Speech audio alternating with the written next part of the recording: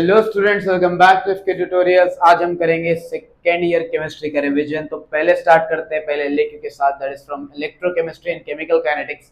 यहाँ पे एक्चुअल में है काफी सारे questions, but I believe collision theory अगर एक पढ़े तो शायद एक एलएक्यू कवर हो सकता है आपका।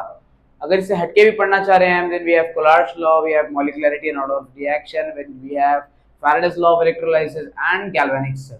अगर आप एक्स्ट्रा में पढ़ना चाह रहे हैं तो पहली चीज, कोलिजन थियोरी है क्या और बनाए कौन है? Collision theory was proposed by Arrhenius. अब ये जो कोलिजन हो रहा है गैस मॉलिक्यूल्स के बीच में, हर गैस में टाइनी टाइनी पार्टिकल्स रहते हैं जो लार्ज क्वांटिटी में रहते हैं, उसको हम बोलेंगे मॉलिक्यूल्स। ये मॉलिक्यूल्स रहते कैसे? पहले molecules are considered to be hard spheres, मतलब कि वो हार्ड रहते हैं उसके, और वो स्फेरिकल शेप में रहते हैं। उसके बाद में अब अगर आपको एक रिएक्शन कराना है, एग्जाम्पल मान लो A प्लस बी, आपको देना है प्रोडक्ट। तो ये जो गैस मॉलिक्यूल्स है, जब ये एक दूसरे से टकराएंगे यानी कोलाइड करेंगे, तभी जाके एक बड़ा प्रोडक्ट फॉर्म होने वाला है। ठीक है, अगर ये गैस मॉलिक्यूल्स एक दूसरे से कोलिजन करेंगे तब जाके एक प्रोडक्ट फॉर्म होता। लेकिन क्या गैस मॉलिक्यूल्स के हर कोलिजन पे प्रोडक्ट फॉर्म होता, या हर गैस मॉलिक्यूल एक दूसरे से कोलाइड करता? Answer is no. हर गैस मॉलिक्यूल के कोलिजन पे कभी भी प्रोडक्ट फॉर्म नहीं होता। उसके लिए दो इंपॉर्टेंट फैक्टर्स काम में आने वाले हैं। पहला है मिनिमम एनर्जी, दूसरा है प्रॉपर ओरिएंटेशन। अभी होता क्या ये देखेंगे अपन। मतलब जो रेट ऑफ रिएक्शन है वो डिपेंडेंट है, rate of reaction that is k is dependent on minimum energy and proper orientation.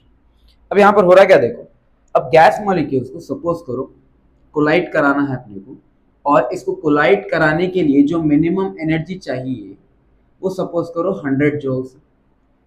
मतलब कि अगर आपको कोलिजन कराना है तो कम से कम 100 जूल्स की अगर एनर्जी से कोलाइड करेंगे तब जाके एक प्रोडक्ट फॉर्म होने वाला है।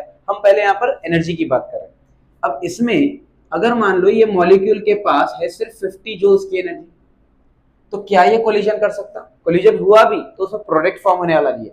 प्रोडक्ट फॉर्म कब होता? जब उसके पास मिनिमम एनर्जी रहेंगी, दैट इज 100 जूल्स। तो ऐसी एनर्जी जिससे प्रोडक्ट फॉर्म हो सकता, उसको बोलते हैं अपन थ्रेशोल्ड एनर्जी। क्या बोलेंगे हम? Threshold energy. तो minimum energy required to form a product after collision is called as threshold energy. Suppose करो आपके पास मॉलिक्यूल के पास 50 जूल्स की एनर्जी है और आपको होना है 100 जूल्स, तो उसको अभी और कितनी होना पड़ता? प्लस 50 जूल्स होना पड़ता, तब जाके वो 100 बनता। तो मतलब कि इसकी जो 50 से 100 पे लेके जाने की ताकत है उसको बोलेंगे अपन एक्टिवेशन एनर्जी। क्या बोलेंगे हम इसको? Activation energy. मतलब कि अगर इसके पास वो मिनिमम थ्रेशोल्ड एनर्जी नहीं है मॉलिक्यूल के पास, तो उसको हम एनर्जी सप्लाई करेंगे, और एनर्जी जो बढ़ाने की जो कोशिश हो रही उसको बोलेंगे अपन activation energy, which is denoted by E. अब यहां पर सपोज करो आपके पास 100 मॉलिक्यूल्स है, और क्या ये 100 के 100 मॉलिक्यूल्स आपके पास मिनिमम एनर्जी वाले रहेंगे? नो। उसमें कुछ फ्रैक्शन ऑफ मॉलिक्यूल्स रहेंगे जो मिनिमम थ्रेशोल्ड एनर्जी से रिएक्ट करेंगे, यानी कोलाइड कर सकेंगे एनर्जी से। तो अगर अपने को मालूम करना रहा कि इसमें 100 में से कितने मॉलिक्यूल्स कोलाइड कर सकते हैं विद मिनिमम थ्रेशोल्ड एनर्जी, तो उसको हम बोलेंगे fraction of molecules having minimum threshold energy is given by Boltzmann factor। किससे दे रहे हैं अपन ये? फ्रैक्शन ऑफ मॉलिक्यूल, मतलब कितने मॉलिक्यूल्स है जो एनर्जी से कोलाइड करेंगे, वो देंगे हम बोल्ट्जमैन फैक्टर के तौर पे। F इज इक्वल टू, उसका फॉर्मूला है e power minus EA by RT। ठीक है, मतलब कितने फ्रैक्शन ऑफ मॉलिक्यूल्स है कि उसमें उन्हें परफेक्ट कोलिजन करेंगे जिसमें मिनिमम थ्रेशोल्ड एनर्जी रहेंगे, वो देगा कौन? बोल्ट्जमैन फैक्टर, जिसका फॉर्मूला है e power minus EA by RT। अब आ जाएंगे अपन यहां पर, तो बोल्ट्जमैन फैक्टर देने वाला है आपको fraction of molecules, that is minus EA by RT, फिर EA is called as activation energy. Okay, अब ये हो गई बात अपनी मिनिमम थ्रेशोल्ड एनर्जी। अब आ जाएंगे अपन ओरिएंटेशन के ऊपर। मतलब ओरिएंटेशन बोले तो सही एंगल से सही पोजीशन से कोलाइड हुआ अगर तो ही प्रोडक्ट फॉर्म होता। मान लो इसके पास मिनिमम थ्रेशोल्ड एनर्जी है भी, लेकिन वो जाकर सही से अगर ओरिएंटेशन मतलब प्रॉपर तरीके से कोलाइड नहीं करेंगे। एग्जांपल के तौर पे मान लो, क्योंकि ये बायोमोलिकुलर रिएक्शन है, मतलब दो मॉलिक्यूल्स का रिएक्शन है, ये है ए, ये है बी, और ये है सी, और ये है डी। अगर मैं बोला कि मेरे को एडी प्रोडक्ट चाहिए और मैं बोला कि मेरे को बीसी प्रोडक्ट चाहिए, अब देखो जब ये कोलाइड करेंगे तो ए जाके सी से कोलाइड करता, बी जाके डी से कोलाइड करता, तो प्रोडक्ट क्या फॉर्म हुआ? एसी फॉर्म हुआ। प्रोडक्ट क्या फॉर्म हुआ? बीडी फॉर्म हुआ। दोनों के पास मिनिमम थ्रेशोल्ड एनर्जी भी है और सही से वो कोलाइड हो भी गए, लेकिन प्रोडक्ट क्या फॉर्म हुआ? एसी एंड बीडी, बट होना क्या था? BC and AD. मतलब कि ए का टक्कर मारना चाहिए था डी के पास और बी कोलाइड होना चाहिए था सी के पास, लेकिन प्रॉपर ओरिएंटेशन नहीं होने की वजह से सही से प्रोडक्ट फॉर्म हुआ नहीं। तो इसीलिए हम बोलेंगे कि प्रॉपर अगर इफेक्टिव कोलिजन, अच्छा ये सारी चीजें जहां पर आपके पास मिनिमम थ्रेशोल्ड एनर्जी भी मिल रही है आपको और आपके पास प्रॉपर ओरिएंटेशन भी है, तो वैसे कोलिजन को हम बोलते हैं इफेक्टिव कोलिजन। और अगर इनके पास एक भी चीज नहीं रही तो उसको बोलते हैं अपन इनइफेक्टिव कोलिजन। तो मतलब कि अगर इफेक्टिव कोलिजन करवाना है तो आपको मिनिमम एनर्जी चाहिए और आपको चाहिए क्या? Proper orientation. तो इसीलिए हम बोलेंगे कि यहाँ पर प्रॉपर ओरिएंटेशन। उसके लिए यहां पर अब आपको एक और फैक्टर आने वाला है, that is the number of collisions per unit volume per second is called as collision frequency. मतलब कि कितनी कोलिजन, कितने मॉलिक्यूल्स कोलाइड कर सक रहे हैं उसको बोलेंगे अपन collision frequency. Collision frequency, collision frequency को हम डिनोट करते हैं Z से। और Z का किसकी कोलिजन फ्रीक्वेंसी बोले हम? प्रोडक्ट और A और B की बात करें अपन, क्योंकि A और B अगर रिएक्ट करें तो आपको देने वाले हैं प्रोडक्ट। तो हम बात करेंगे कि ZAB की कोलिजन फ्रीक्वेंसी है। ठीक है, अब आ जाएंगे हम प्रॉपर ओरिएंटेशन के पास। प्रॉपर ओरिएंटेशन को अगर दिखाना है कि कितने मॉलिक्यूल, मतलब कितने मॉलिक्यूल्स का प्रोबेबिलिटी है कि वो प्रॉपर ओरिएंटेशन कर सकेंगे, तो उसको हम देते हैं प्रोबेबिलिटी फैक्टर के तौर पर, या बोलो steric factor. Proper orientation is given by probability factor और से steric factor which is denoted by P. Then finally जो रेट ऑफ रिएक्शन है उसको हम डिनोट करते हैं पहले वो कोलिजन फ्रीक्वेंसी के साथ, मतलब कितनी कोलिजन हो रहे हैं वो देखना चाहिए। उसके बाद में एक आता प्रोबेबिलिटी फैक्टर और एक है minus E A by R T, मतलब फ्रैक्शन ऑफ मॉलिक्यूल्स जो कोलाइड कर रहे हैं। ये सारे फैक्टर्स मिलके आपको देंगे प्रॉपर एंड इफेक्टिव कोलिजन। और अगर मैं पी जेड को अगर मैं ए कंसिडर करा, if we consider A is equals to PZAB, then we say that the rate of equation is A into e power minus EA by RT, where A is called as Arrhenius constant. तो ये बन गया Arrhenius equation। तो ये था अपना collision theory के ऊपर आंसर, मतलब कि इसमें प्रॉपर ओरिएंटेशन और मिनिमम थ्रेशोल्ड एनर्जी रिक्वायर्ड है ताकि इफेक्टिव कोलिजन करना, और हर मॉलिक्यूल इफेक्टिव कोलिजन नहीं करता और हर कोलिजन प्रोडक्ट फॉर्मेशन को लीड नहीं कर सकता। वही कोलिजन जिसमें मिनिमम एनर्जी है, जिसमें प्रॉपर ओरिएंटेशन है, वही देंगे आपको इफेक्टिव कोलिजन, वहीं से निकलेगा आपको प्रोडक्ट। अब एक एग्जांपल देखेंगे अपन, formation of methanol.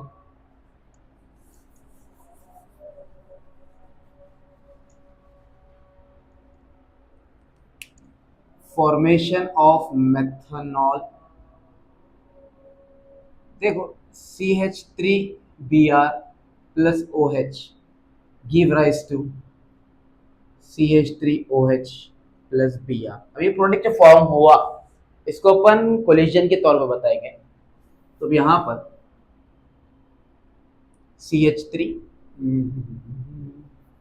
C H H H Br plus OH। ठीक है, ये हो गया अपना CH3Br, इसके साथ OH को रिएक्ट करा रहे हैं। अब इसमें दो तरीके हैं, एक होता इफेक्टिव कोलिजन जहां पर प्रोडक्ट फॉर्मेशन होने वाला है, और एक होता इनइफेक्टिव कोलिजन जहां पे कोई प्रोडक्ट फॉर्म नहीं होगा। अब जैसा कि पहले अपन इनइफेक्टिव देख लेंगे। अब देखो ये OH को जाके टकराना यानी कोलाइड करना है इसके साथ, बराबर, लेकिन अगर ओरिएंटेशन सही रहा ही नहीं, मतलब कि वो डायरेक्शन ही गलत ले रहा है, जैसा कि बी आर जाके इधर जा रहा और ओ एच का डायरेक्शन इधर है, बराबर, तो क्या बोलेंगे अपन, ये यहाँ पे ना, यहाँ पे लिखेंगे H C H H B R plus O H. O H की डायरेक्शन ये साइड पे है, बी आर की डायरेक्शन ये साइड पे, तो क्या दोनों में कोलिजन हो सकता? कोलिजन नहीं होता, और कोलिजन हुआ ही नहीं तो क्या प्रोडक्ट फॉर्म होता? नहीं, नो प्रोडक्ट। अगर अपन प्रॉपर कोलिजन की तरफ देखें, जैसा कि H H H C B R plus O H, मतलब कि ओ एच जाके कोलाइड कर रहा है ये साइड पे और बी आर आ रहा है ये साइड पे, तो होता क्या यहां से, O H C H H, यहाँ पे एच, यहाँ पे ओ एच ले लिया, यहाँ पर एच, यहाँ पर बी आर, ये था अपना इंटरमीडिएट पोजीशन।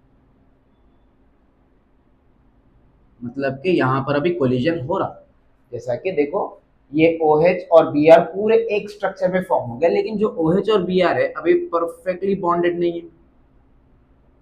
तो हुआ क्या यहाँ से, जैसा यहाँ पर OH अलग था, Br C के साथ है, होता क्या कोलिजन के बाद Br आ जाता है ये साइड पे और OH कंप्लीटली रिप्लेस कर देता है इसको, तो जो प्रोडक्ट फॉर्म हुआ वो कैसा दिखता, OH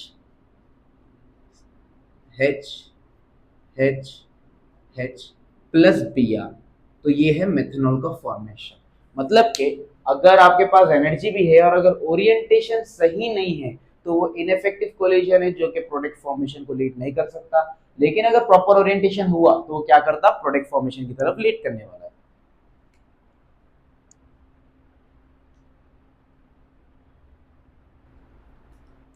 सो नेक्स्ट यूनिट है पी ब्लॉक एलिमेंट्स। यहाँ से क्या लेके, यहाँ पर तकरीबन आपको उसका किसी का मैन्युफैक्चर या उसके प्रॉपर्टी भी पूछने वाला है। तो पहला क्वेश्चन और important one, how ozone is prepared from oxygen and explain it's reaction with the following. तो यहाँ पर पहली चीज, ओजोन की अगर प्रिपरेशन की बात करें तो ozone is prepared by passing slow dry steam of oxygen through silent electric discharge. मतलब कि जब हम ऑक्सीजन की स्लो ड्राई स्टीम को साइलेंट इलेक्ट्रिक डिस्चार्ज से पास करेंगे, ऑक्सीजन को अगर हम साइलेंट इलेक्ट्रिक डिस्चार्ज से पास करें तब जाके कन्वर्ट हो रहा है किसमें, होने ओजोन में। अभी साइलेंट इलेक्ट्रिक डिस्चार्ज है क्या, मतलब ऐसा प्रोसेस जहां पर कोई स्पार्क प्रोड्यूस नहीं होना, कोई नॉइस प्रोड्यूस नहीं होना, कोई हीट जनरेट नहीं होना, वैसे प्रोसेस को बोलेंगे साइलेंट इलेक्ट्रिक डिस्चार्ज। और ये साइलेंट इलेक्ट्रिक डिस्चार्ज का काम होने वाला एक डिवाइस में जिसका नाम है ओजोनाइजर। मतलब ओजोनाइजर में जब हम साइलेंट इलेक्ट्रिक डिस्चार्ज से ऑक्सीजन के स्लो डायरेक्शन को पास करेंगे तो ऑक्सीजन कन्वर्ट होने वाला है ओजोन में, and that too only 10% of oxygen is converted to ozone. और ये जो प्रोडक्ट फॉर्म होने वाला है इसको हम बोलते हैं ओजोनाइज्ड ऑक्सीजन। क्या बोलेंगे इसको हम, ओजोनाइज्ड ऑक्सीजन। देन ओजोन का जो डिकम्पोजिशन है, मतलब ओजोन वापस जो ब्रेक होता, तो O3 always give rise to O2 यानी ऑक्सीजन मॉलिक्यूल एंड देता हूं एक नेसेंट ऑक्सीजन, मतलब जो हाईली रिएक्टिव रहता है और जल्दी से रिएक्ट करता कंपेयर टू O2 मॉलिक्यूल। तो यहाँ पर ये था ओजोन का प्रिपरेशन और उसका कुछ एक इंपॉर्टेंट प्रॉपर्टी। उसके बाद इसके अगर मैं रिएक्शंस की बात करा, पहला रिएक्शन उसका होना है इथिलीन के साथ यानी C2H4। इथिलीन का रिएक्शन बड़ा ही इजी है, C2H4 को मैं लिख सकता हूँ CH2 डबल बॉन्ड CH2, और इसको अगर मैं रिएक्ट कराया ओजोन के साथ, बस आपको एक ही दिमाग में ये चीज रखना है कि जो ये डबल बॉन्ड है ये ब्रेक करके आपको 3 ऑक्सीजन उसके साथ दे देने का है। जैसा कि CH2 CH2 बीच का डबल बॉन्ड गया, अब इन्हें एक बॉन्ड बनाता O के साथ, इन्हें बनाता O के साथ, one with O one with O one with O, तो इसको बोलेंगे हम इथिलीन ओजोनाइड। सेकेंड वन, के आई, के आई कौन सा वाला, मॉइस्ट वाला के आई, जिसमें मॉइस्चर रहना, तो के आई प्लस मॉइस्चर है इसलिए हम लेंगे साथ में उसके वाटर, और इसको रिएक्ट किससे कराना है आपको, ओजोन से रिएक्ट कराना है। अब ओजोन की एक बेस्ट प्रॉपर्टी ये है कि ओजोन एक बेहतरीन ऑक्सीडाइजिंग एजेंट है। क्या है ओजोन, एक ऑक्सीडाइजिंग एजेंट है। अब यहाँ ओजोन करता क्या, ओजोन यहाँ से सबको ऑक्सीडाइज करने वाला है, विच मीन्स ये वाला है पोटेशियम आयोडाइड, तो इन्हें ओजोन क्या कर रहा, आयोडाइड को ऑक्सीडाइज कर रहा है, किसमें, आयोडीन में। ओजोन क्या कर रहा, ऑक्सीडाइज कर रहा आयोडाइड को, किसमें ऑक्सीडाइज कर रहा उन्हें, आयोडीन में ऑक्सीडाइज कर रहा। और जब जब उन्हें ऑक्सीडाइज करता तो साथ में क्या निकलता, ऑक्सीजन मॉलिक्यूल निकलता है, यानी O2 निकलता। अब यहाँ पर अगर मैं बैलेंस करने की कोशिश करा तो देखो आई कितने अपने पास, राइट साइड पे 2 है, यहाँ पर सिर्फ 1 है, तो मैं बैलेंसिंग के लिए यहाँ पे 2 लगाया था। अच्छा 2K आ गए अपने पास, 2H है अपने पास, और 4 ऑक्सीजन में से सिर्फ हम 2 ऑक्सीजन निकाले तो बचे 2KOH, that is called potassium hydroxide. तो ये है आपका एक बाई प्रोडक्ट और ये है आपका main product, that is iodine. तो क्या लिखेंगे अपन, ozone oxidises iodide to iodine. तीसरा आंसर है with mercury, mercury is Hg। अच्छा मर्क्यूरी के ऊपर एक बेहतरीन और इंपॉर्टेंट आंसर है, that is tailing of mercury. Mercury has lustre property, meniscus property, इसलिए मर्क्यूरी क्या करता, कोई भी वॉल्स को चिपकता नहीं, लेकिन जैसा उन्हें ओजोन के साथ रिएक्ट करता तो वहां पर मर्क्यूरी की प्रॉपर्टी लूज हो जाती और उन्हें वॉल्स को स्टिक करना स्टार्ट करता। ऐसे ही फिनोमेना को हम बोलेंगे टेलिंग ऑफ मर्क्यूरी। उसके बाद में अगर हम इसको रिएक्ट करा रहे हैं तो Hg plus O3 give rise to, जैसा कि मैं बोला ओजोन एक बेहतरीन ऑक्सीडाइजिंग एजेंट है, तो ओजोन क्या करता, मर्क्यूरी को ऑक्सीडाइज करता, किसमें, मर्क्यूरियस ऑक्साइड में। किसमें ऑक्सीडाइज कर रहा हूं, मर्क्यूरियस ऑक्साइड में, और साथ में उसके क्या फॉर्म होता, O2 फॉर्म होने वाला है, यानी ऑक्सीडेशन, ऑक्सीजन निकलता कैसा भी। अच्छा यहाँ पे देखो 2 Hg, यहाँ पर एक ही है तो हम लगा देंगे 2, तो ये है मर्क्यूरी और ये है मर्क्यूरियस ऑक्साइड।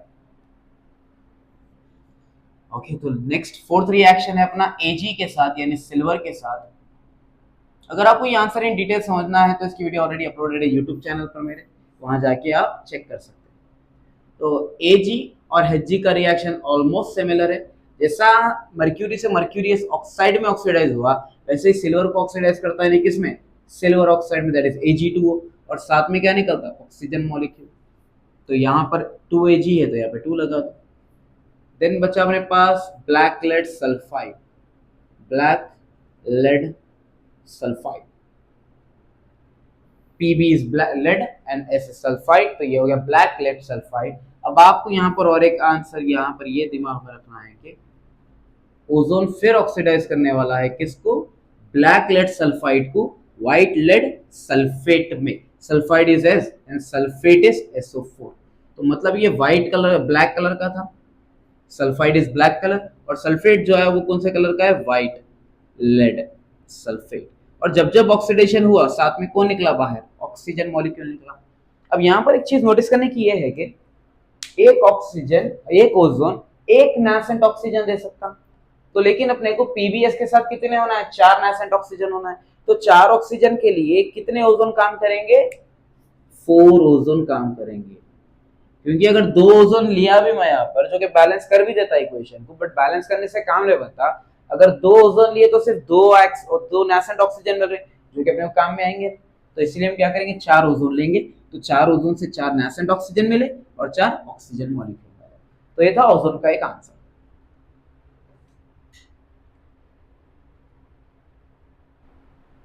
तो आ जाएंगे नेक्स्ट क्वेश्चन की तरफ। तो क्वेश्चन नंबर 2 है manufacture of chlorine by Deacon's process and how does it react with the following. तो यहाँ पर देखो manufacture of chlorine by Deacon's process, इसमें एक और एक मेथड है वो भी हम देख लेंगे यहाँ पर, दैट इज लैबोरेटरी मेथड। तो डिकेंस प्रोसेस में होता क्या, हाइड्रोक्लोरिक एसिड का अगर हम ऑक्सीडेशन करें कहां पर, in presence of CuCl2 catalyst and at 723 kelvin. ये 2 कंडीशंस याद रखना कंपलसरी है क्योंकि डिकेंस प्रोसेस का वो हिस्सा है। Oxidation of hydrochloric acid in presence of CuCl2 catalyst at 723 kelvin gives you chlorine, और जब जब क्लोरीन फॉर्म हुआ साथ में उसके आया कौन, वाटर। क्या आया, वाटर आया। तो अब यहाँ पर देखो क्लोरीन 2 है, यहाँ पर क्लोरीन 1 है, तो मैं बाद में 2 लगा देता हूँ अभी के लिए। अब 2 क्लोरीन हो गए, 2 क्लोरीन हो गया, ओके। 2 हाइड्रोजन थे, 2 हाइड्रोजन भी हो गए, लेकिन वाटर कितने हैं यहाँ पर, ऑक्सीजन कितने हैं, 2 है, यहाँ पर सिर्फ 1 है, तो मैं क्या करता हूँ 2 ऑक्सीजन लगाएगा। अब देखो उससे हुआ क्या, 2 टू द 4 हाइड्रोजन, तो यहाँ पे लगा देंगे 4 हाइड्रोजन, यानी 4 क्लोरीन का मतलब है यहाँ पर 2 टू द 4 क्लोरीन। तो ये हो गया कंप्लीट बैलेंस रिएक्शन। आप कभी भी बैलेंसिंग पेंसिल से किया करें, क्योंकि अगर मैथ में आपको नंबर चेंज करना भी रहा तो आपको काटना जरूरी नहीं होना। तो हम क्या करेंगे, पेन से नहीं बल्कि पेंसिल से करेंगे। उसके बाद जब फाइनल बैलेंस हो गया then we are good to go. अगर आपको ये क्वांटिटी याद है देन खत्म, डायरेक्टली स्टार्ट कर सकते हैं। अब उसके बाद आ जाएंगे लैबोरेटरी मेथड पे। लैबोरेटरी मेथड में हो रहा क्या, manganese oxide, manganese oxide that is MnO2, ये रिएक्ट करता किससे, react with HCl to give chlorine. तो यहां पर अगर मैं रिएक्ट कराया अब MnO2 को HCl से अगर मैं रिएक्ट करा रहा हूं तो यहां पे फॉर्म होने वाला है पहले तो MnCl2, और क्या फॉर्म कर रहे हैं अपन, क्लोरीन फॉर्म कर रहे हैं। ये क्लोरीन आ गया, और जब जब क्लोरीन आया साथ में उसके आता कौन, वाटर। अब अगर बैलेंसिंग चेक करा है तो देखो यहाँ पर 2 ऑक्सीजन है, यहाँ पर सिर्फ 1 ऑक्सीजन है, तो हम क्या करेंगे, लिख देंगे 2H2O। अब देखो 2 to the 4 हाइड्रोजन हो गया, यहाँ पर सिर्फ 1 हाइड्रोजन है, हम लगा दिए 4 हाइड्रोजन। अब यहाँ पर 4 क्लोरीन हो गए, तो देखो 2 क्लोरीन प्लस 2 क्लोरीन कितने हो गए, 4 क्लोरीन, और Mn एक है, Mn एक है, मतलब कि बैलेंस है। अगर लैबोरेटरी मेथड से बोले तो लिखना क्या, manganese oxide reacts with hydrochloric acid to give chlorine. उसके बाद अब ये रिएक्शन लिख देंगे। चलिए पहला reaction with iron that is Fe, तो यहां पर लिखेंगे chlorine reacts with Fe to give ferric chloride. क्या बोलेंगे हम, अगर आयरन के साथ यानी Fe के साथ क्लोरीन को रिएक्ट कराए तो क्या देने वाला है, फेरिक क्लोराइड देने वाला है। क्योंकि क्लोरीन इसमें 3 है और यहाँ पर 2 है, दोनों एक टेबल में आते नहीं, तो यहाँ का 2 यहाँ मल्टीप्लाई करो और वहां का 3 यहाँ मल्टीप्लाई करो, उससे हुआ क्या, Fe2 हो गए। तो हम क्या करेंगे, यहाँ पे लगा देंगे 2Fe। तो ये हो गया कंप्लीट बैलेंस इक्वेशन। सेकेंड वाला किसके साथ पूछा हमने अपने को, hot concentrated NaOH, hot concentrated NaOH। तो जब NaOH यानी हॉट कॉन्सेंट्रेटेड वाला अगर रिएक्ट करा है इसको आप क्लोरीन के साथ, तो यहाँ से 2 एलिमेंट्स फॉर्म होने वाले हैं। आपको ये याद रखना है, पहला के सोडियम क्लोराइड फॉर्म होता NaCl, एक होता सोडियम क्लोरेट NaClO3। अब देखो सोडियम हो गया, क्लोराइड हो गया, अब आपके पास बचा HRO। अब ये दोनों को मिलकर एक और नई चीज आती, वो है हमेशा वाटर। तो हॉट कॉन्सेंट्रेटेड NaOH अगर क्लोरीन से रिएक्ट करा तो 2 प्रोडक्ट मेन आने वाले हैं, which is NaCl sodium chloride and sodium chlorate. But इसकी बैलेंसिंग की तरफ बात करें, आप इसमें कई परमिटेशन कॉम्बिनेशन आगे पीछे कर करके आप बैलेंस कर सकते हैं, लेकिन अगर आपको ये नंबर याद रह गया दैट इज 6 NaOH, तो यहाँ पर होती है आपको आसानी, जहां पर 5 NaCl देना है और एक NaClO3। तो यहाँ से देखो 5 Na और प्लस 1 Na 6 Na हो गया। अब देखो यहाँ पर 6 1 जा 6, 6 into 1 6 हाइड्रोजन। तो अब यहाँ पर मैं क्या करता हूँ, 3 2 जा 6 हाइड्रोजन कर देता हूँ, क्योंकि देखो 6 हाइड्रोजन होना है मेरे को, बराबर 6 हाइड्रोजन होना रहा, तो ऑलरेडी 2 है यहाँ पे, तो 3 2 जा कर दे पे 6 हो गया, और ये 3 into 1 3 ऑक्सीजन, और ये 3 ऑक्सीजन, मतलब टोटल 6 ऑक्सीजन हो गए। अब रही बात क्लोरीन की, तो यहाँ पर 5 क्लोरीन है, यहाँ पर 1 क्लोरीन है, टोटल हो गया 6, तो बस यहाँ पे 3 लगा दो। तो ये हो गया balance equation. Next third important है Na2SO। हाँ ये वाला काफी इंपॉर्टेंट है, कई बार रिपीट हुआ है, Na2S2O3, जिसका और एक नाम है हाइपो सोल्यूशन।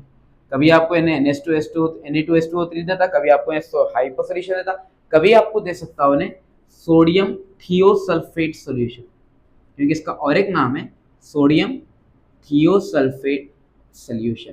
क्योंकि ये सोल्यूशन है, क्योंकि ये सोल्यूशन है, तो इसका जो रिएक्शन है हम मिला के करेंगे किसके साथ, पानी के साथ।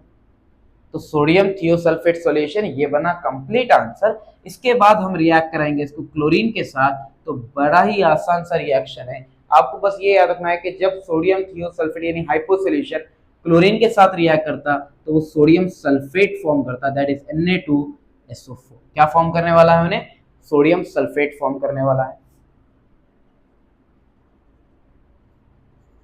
अब उसके बाद अगर हम रिएक्शन देखें तो Na2 था, Na2 है, सल्फर 2 था, सल्फर 1 इस्तेमाल हुआ, अभी 1 बाकी है, ऑक्सीजन 3 और 1 1 मिलके 4 हो गए।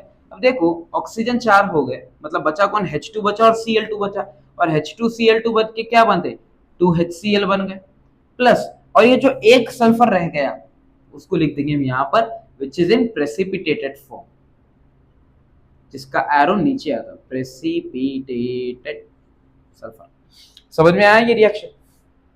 उसके बाद अगर हम फोर्थ रिएक्शन भी देख लें, फोर्थ रिएक्शन है अपना H2S के साथ, दैट इज हाइड्रोजन सल्फाइड। इसके साथ भी बहुत इजी है। अगर हम H2S को क्लोरीन के साथ रिएक्ट करें तो सिंपल सा रिएक्शन है, वो ये वाला केस है। H2 और Cl2 साथ हो जाते हैं, जैसा कि H2 और Cl2 साथ होके वो बना दिए 2HCl, और जो सल्फर अकेला बच गया वो क्या हो गया, प्रेसिपिटेटेड फॉर्म। मतलब when H2S reacts with chlorine it gives hydrochloric acid and precipitated sulphur. Last हम देखेंगे एक reaction, that is excess NH3। Excess NH3 का मतलब है कि आपको NH3 को ज्यादा क्वांटिटी में लेना है और क्लोरीन को कम क्वांटिटी में लेना है। तो अगर आप एक्सेस के लिए याद रखेंगे तो आप 8:3 का रेशियो याद करो। क्या करेंगे अपन, 8:3 का रेशियो याद करेंगे। यहाँ पे आपको क्या फॉर्म होने वाला है, ammonium chloride. Ammonium chloride form होता है विच इज NH4Cl। क्या फॉर्म होने वाला है अपने को, when excess ammonia reacts with chlorine it gives ammonium chloride। अब यहाँ पर देखो, अगर मैं बैलेंस करने गया तो 8 कितने हो गए, 24 हो गए ऑक्सीजन हाइड्रोजन। तो मेरे पास यहाँ 4 है तो मैं क्या लगा देता हूँ, यहाँ पे 6 लगा देता हूँ, तो 6 4 24 हो गया।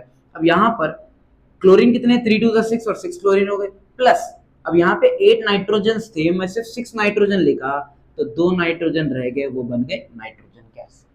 तो ये थे क्लोरीन के कुछ इंपॉर्टेंट आंसर्स और क्लोरीन के कुछ इंपॉर्टेंट रिएक्शन। देखा गया तो क्लोरीन के बहुत ज्यादा रिएक्शन है, बट ये वो है जो हाईली रिपीटेड है, एंड मैन्युफैक्चरिंग में भी आप डेकेंस प्रोसेस सबसे ज्यादा प्रेफर करेंगे, उसके बाद आप देखेंगे लैबोरेटरी मेथड।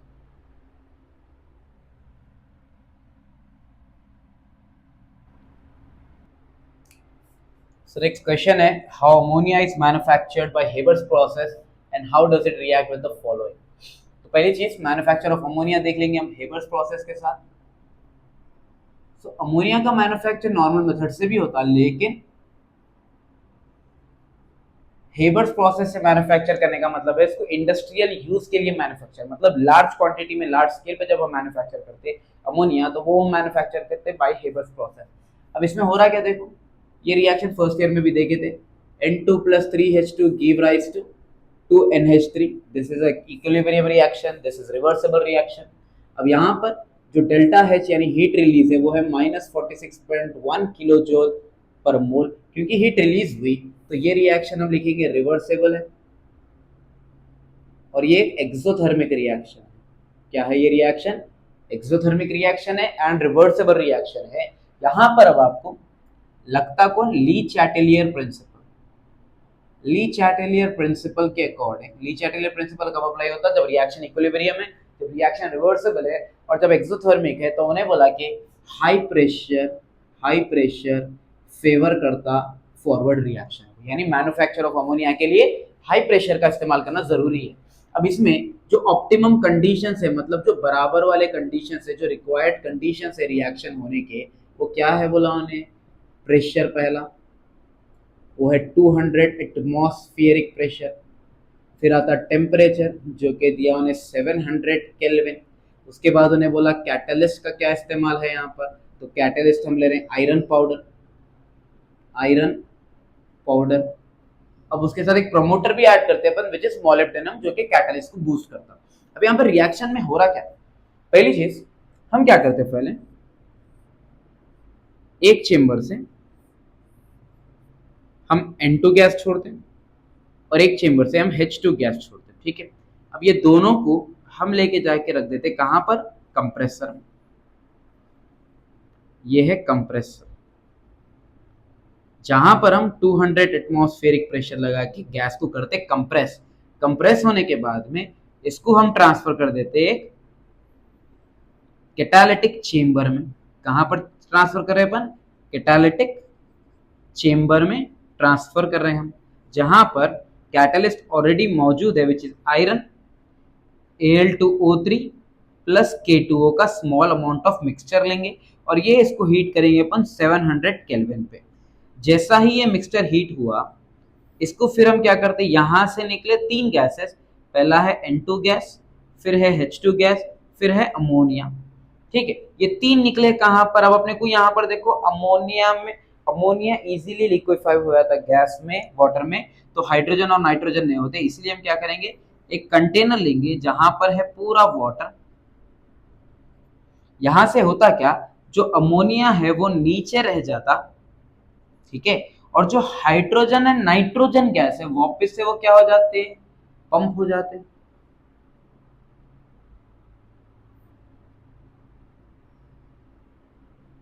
अच्छा कहाँ पंप करेंगे अपन, वापस से यहाँ पर। तो हो रहा क्या है यहाँ पर, एक फ्लो चार्ट है। अच्छा फ्लो चार्ट को आपको सब पूरा बनाने की जरूरत नहीं है, आप एक लाइन में भी बना सकते हैं। बस आपको बताना है कि compressed nitrogen and hydrogen gas are sent, so nitrogen and hydrogen gas are sent into the compressor where it is compressed under a pressure of 200 atmospheric pressure, then it is transferred to the catalytic chamber in presence of Al2O3a plus K2O and heated at 700 Kelvin. Then three gases are formed, that is nitrogen, hydrogen and ammonia. Then it is transferred to a container in water. So nitrogen and hydrogen are again pumped into the catalytic chamber. ये आप इसका process लिख देंगे कि मतलब manufacturing का तरीका क्या हुआ यहाँ पर, ठीक है। उसके बाद ये फ्लो चार्ट आप देखो एक लाइन में भी बता सकते हैं, मैं अभी बोल रहा हूँ आप लोगों को, बस आपको एक डायग्राम का फ्लो चार्ट याद रखना है, पहले कहां से कहां गए और कहां से कहां पर निकला। उसके बाद हम देखेंगे इसका रिएक्शंस। अमोनिया आने के चांसेस है ये साल, क्योंकि लास्ट 2024 में आया था, तो ये टाइम आने के भी चांसेस है इसके, और आ गया तो बहुत अच्छी बात है। इसका आपको मैन्युफैक्चर लिखना है, आपके उसको 3 रिएक्शन से ज्यादा नहीं, सिर्फ 3 रिएक्शन, वो 3 रिएक्शन लिखना, लेकिन रिएक्शन थोड़े से कॉम्प्लेक्स है क्योंकि यहाँ पर कॉम्प्लेक्स रिएक्शंस आने वाले हैं। पहला देख लेंगे अपन जिंक सल्फेट के साथ, ठीक है। तो जिंक सल्फेट के साथ हम रिएक्ट कराएंगे अमोनिया ने, अमोनिया का सोल्यूशन दैट इज NH4OH। क्या करेंगे हम यहाँ पर, zinc sulphate reacts with ammonium solution to give zinc hydroxide. Zinc का हाइड्रोक्साइड क्या फॉर्म कर रहा था, ZnOH2। Zinc OH is hydroxide, और जिंक के साथ आने के लिए उसको चाहिए 2 हाइड्रोक्साइड, तो हम लिखेंगे जिंक हाइड्रोक्साइड।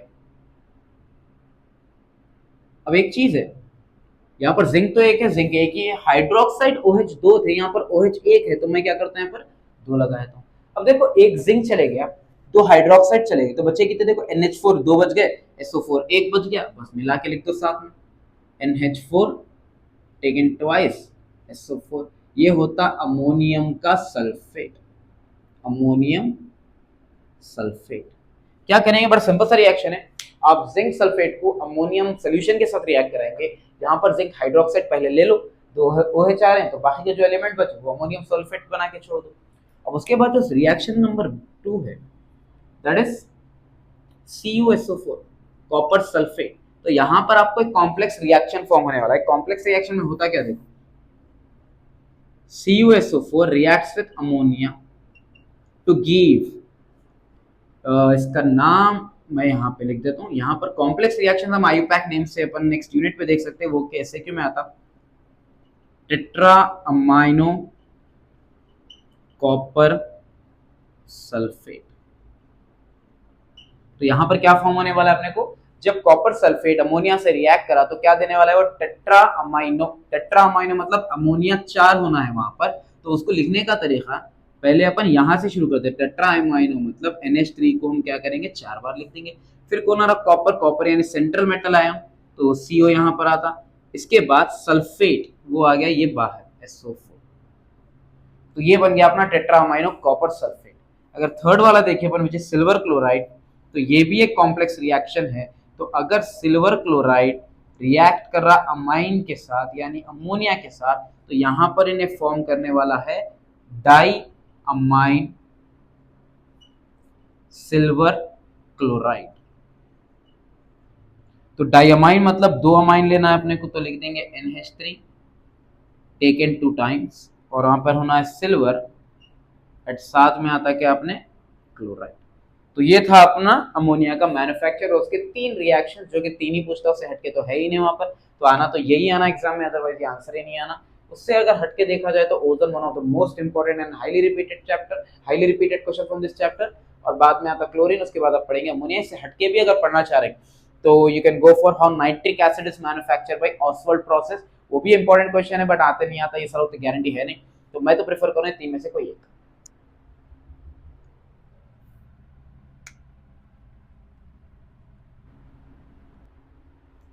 तो स्टार्ट करेंगे हम एसएक्यूज, और पहला यूनिट है सॉलिड स्टेट, जहां से एक एसएक्यू मिलने वाला है, one of the most important SAQ है वहां पर ब्रैग्स इक्वेशन।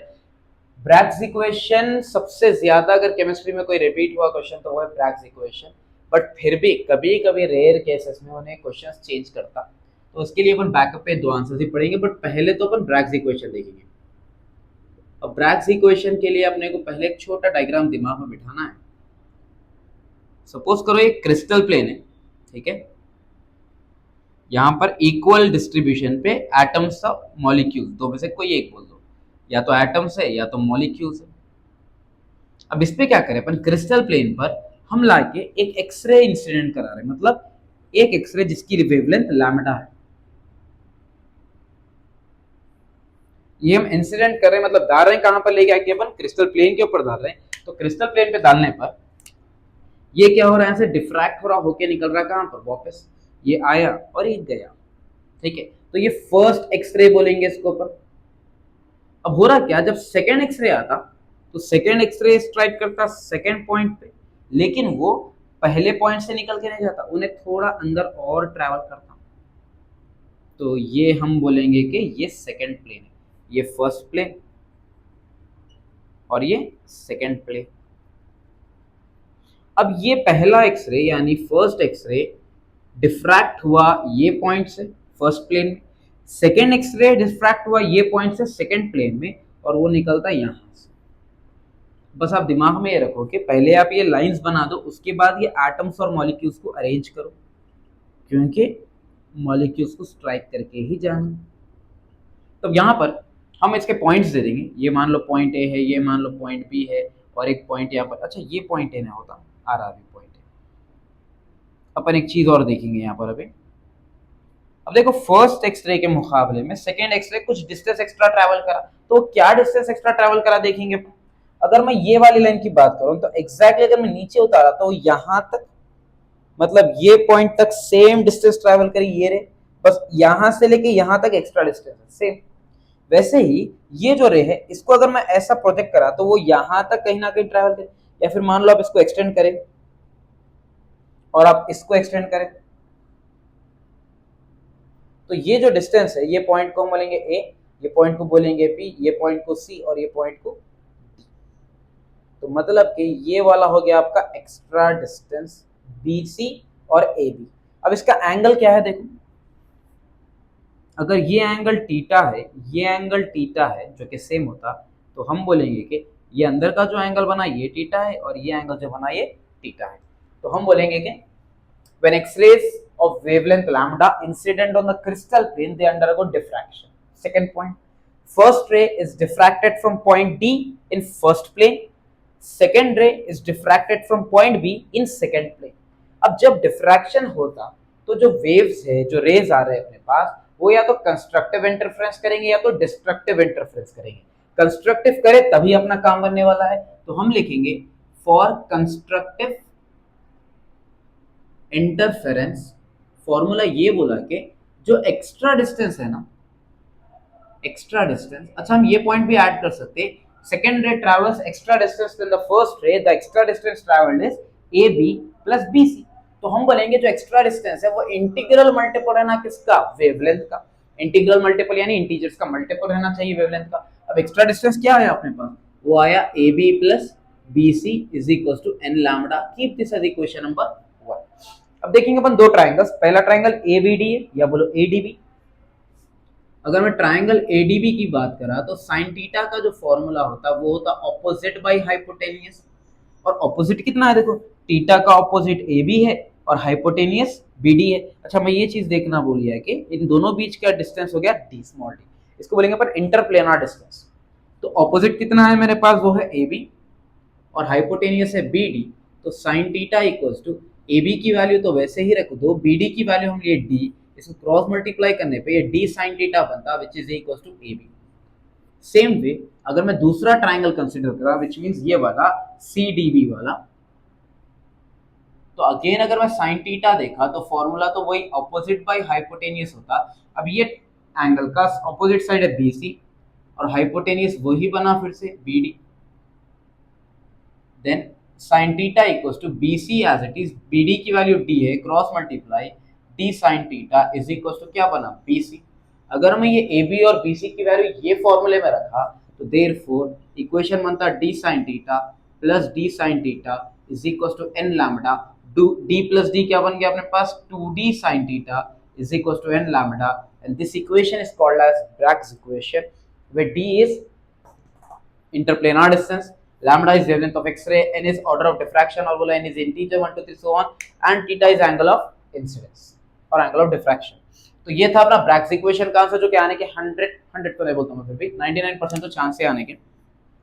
अब आ जाएंगे दूसरे दो आंसर्स पे। पहला है Schottky and Frenkel defects, SCHOTTKY, Schottky defect. अब होता क्या, मेटल्स में डिफेक्ट्स रहते कुछ, तो एक कैटेगरी है पॉइंट डिफेक्ट की। पॉइंट डिफेक्ट में 4 डिफेक्ट्स आते हैं, vacancy defect, interstitial defect, Schottky defect and Frenkel defect. तो हम शॉटकी और फ्रेंकल के बारे में बात करेंगे।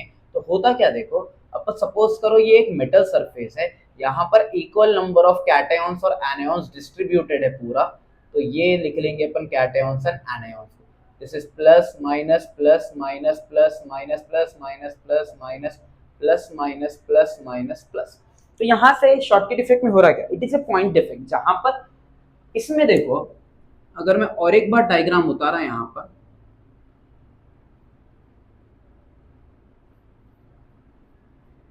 Plus minus plus minus plus minus plus minus minus minus plus minus plus, यहां पर हुआ क्या, अगर मैं इसमें और इसमें कंपैरिजन कर रहा हूं तो देखो यहां से एक प्लस गायब है, यहां से एक माइनस गायब बोल दो, ठीक है, एक प्लस गायब है और एक माइनस गायब है। प्लस को हम बोलते हैं कैटायन, माइनस को हम बोलते हैं anion.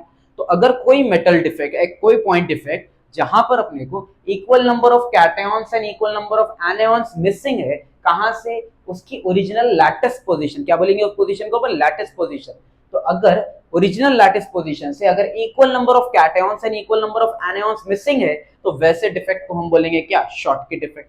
A point defect in which equal number of cations and equal number of anions are missing from original lattice position, then the defect is called as Schottky defect। और क्योंकि ये Schottky defect में cations anions की कमी हुई, तो यहाँ पर डेंसिटी मेटल की जो भी है वो कम हो गई, तो density decreases due to Schottky defect. अब इसके आप कुछ एग्जांपल देख देना, AgCl, AgBr वगैरह वगैरह। उसके बाद आ जाते हैं अपन Frenkel defect.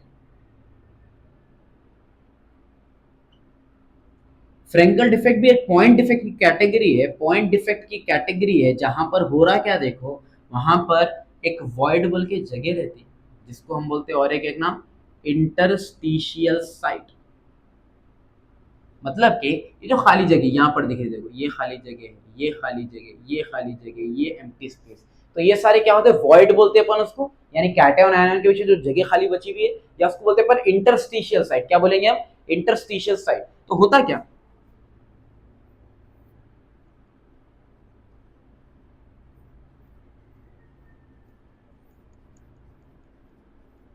Plus minus plus minus plus minus plus minus plus minus minus plus minus minus plus. अब यहाँ पर यहाँ देखो एक कैटायन गायब है, ठीक है।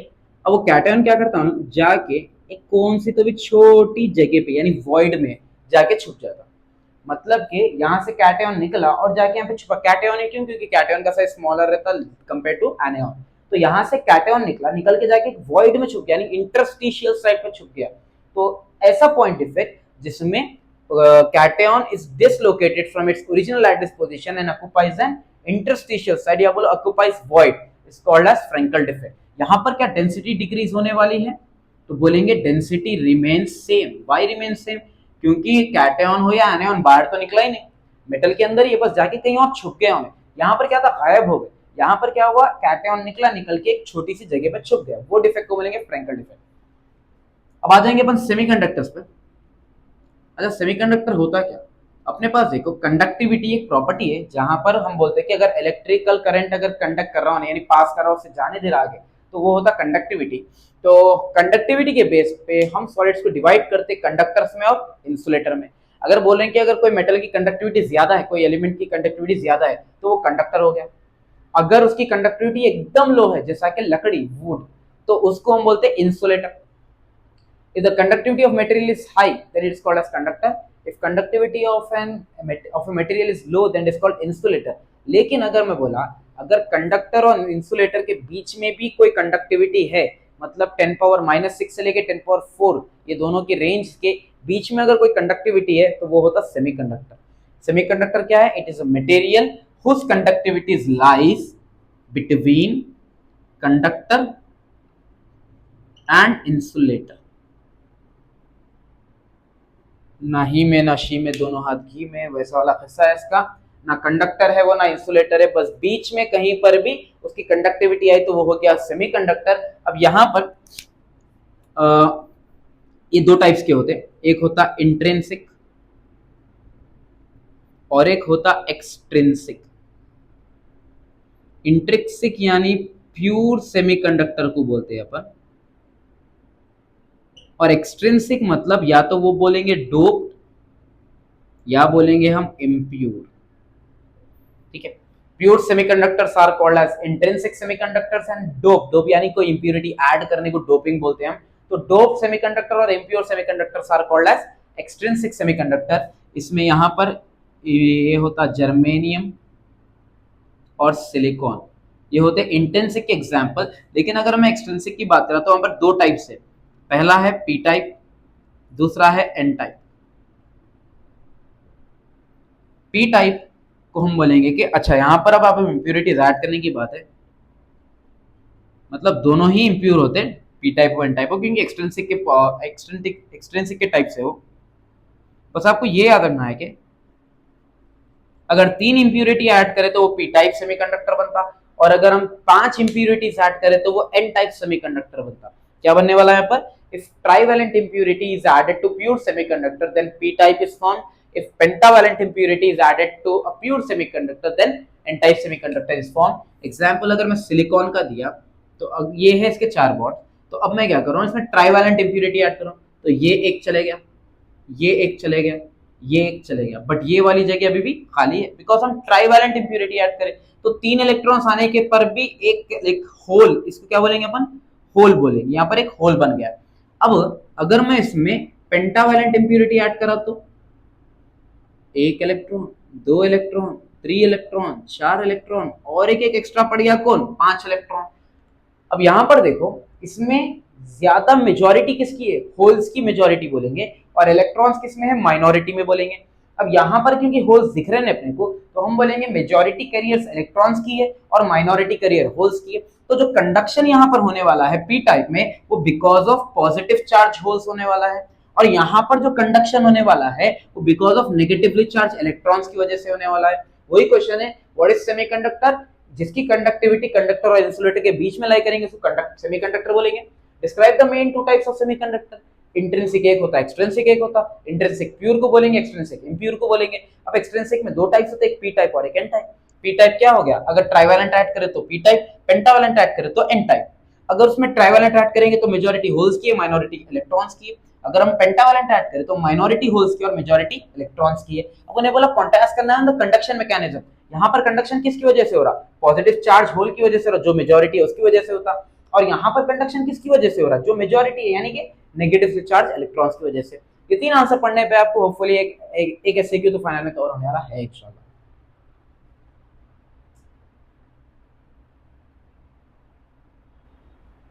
सो नेक्स्ट यूनिट है सॉल्यूशंस। यहां से मिलेगा आपको एक शॉर्ट आंसर, और मोस्ट ऑफ द टाइम यहां से प्रॉब्लम पूछता। लास्ट ईयर एक थ्योरी क्वेश्चन पूछा था, what is relative lowering of vapour pressure. तो आप जाके आरएलवीपी यानी relative lowering of vapour pressure आप पढ़ सकते हैं आंसर आपके मटेरियल्स में से। अभी हम करेंगे प्रॉब्लम्स। यहां पर पहली चीज, मोलारिटी का फॉर्मूला क्या होता?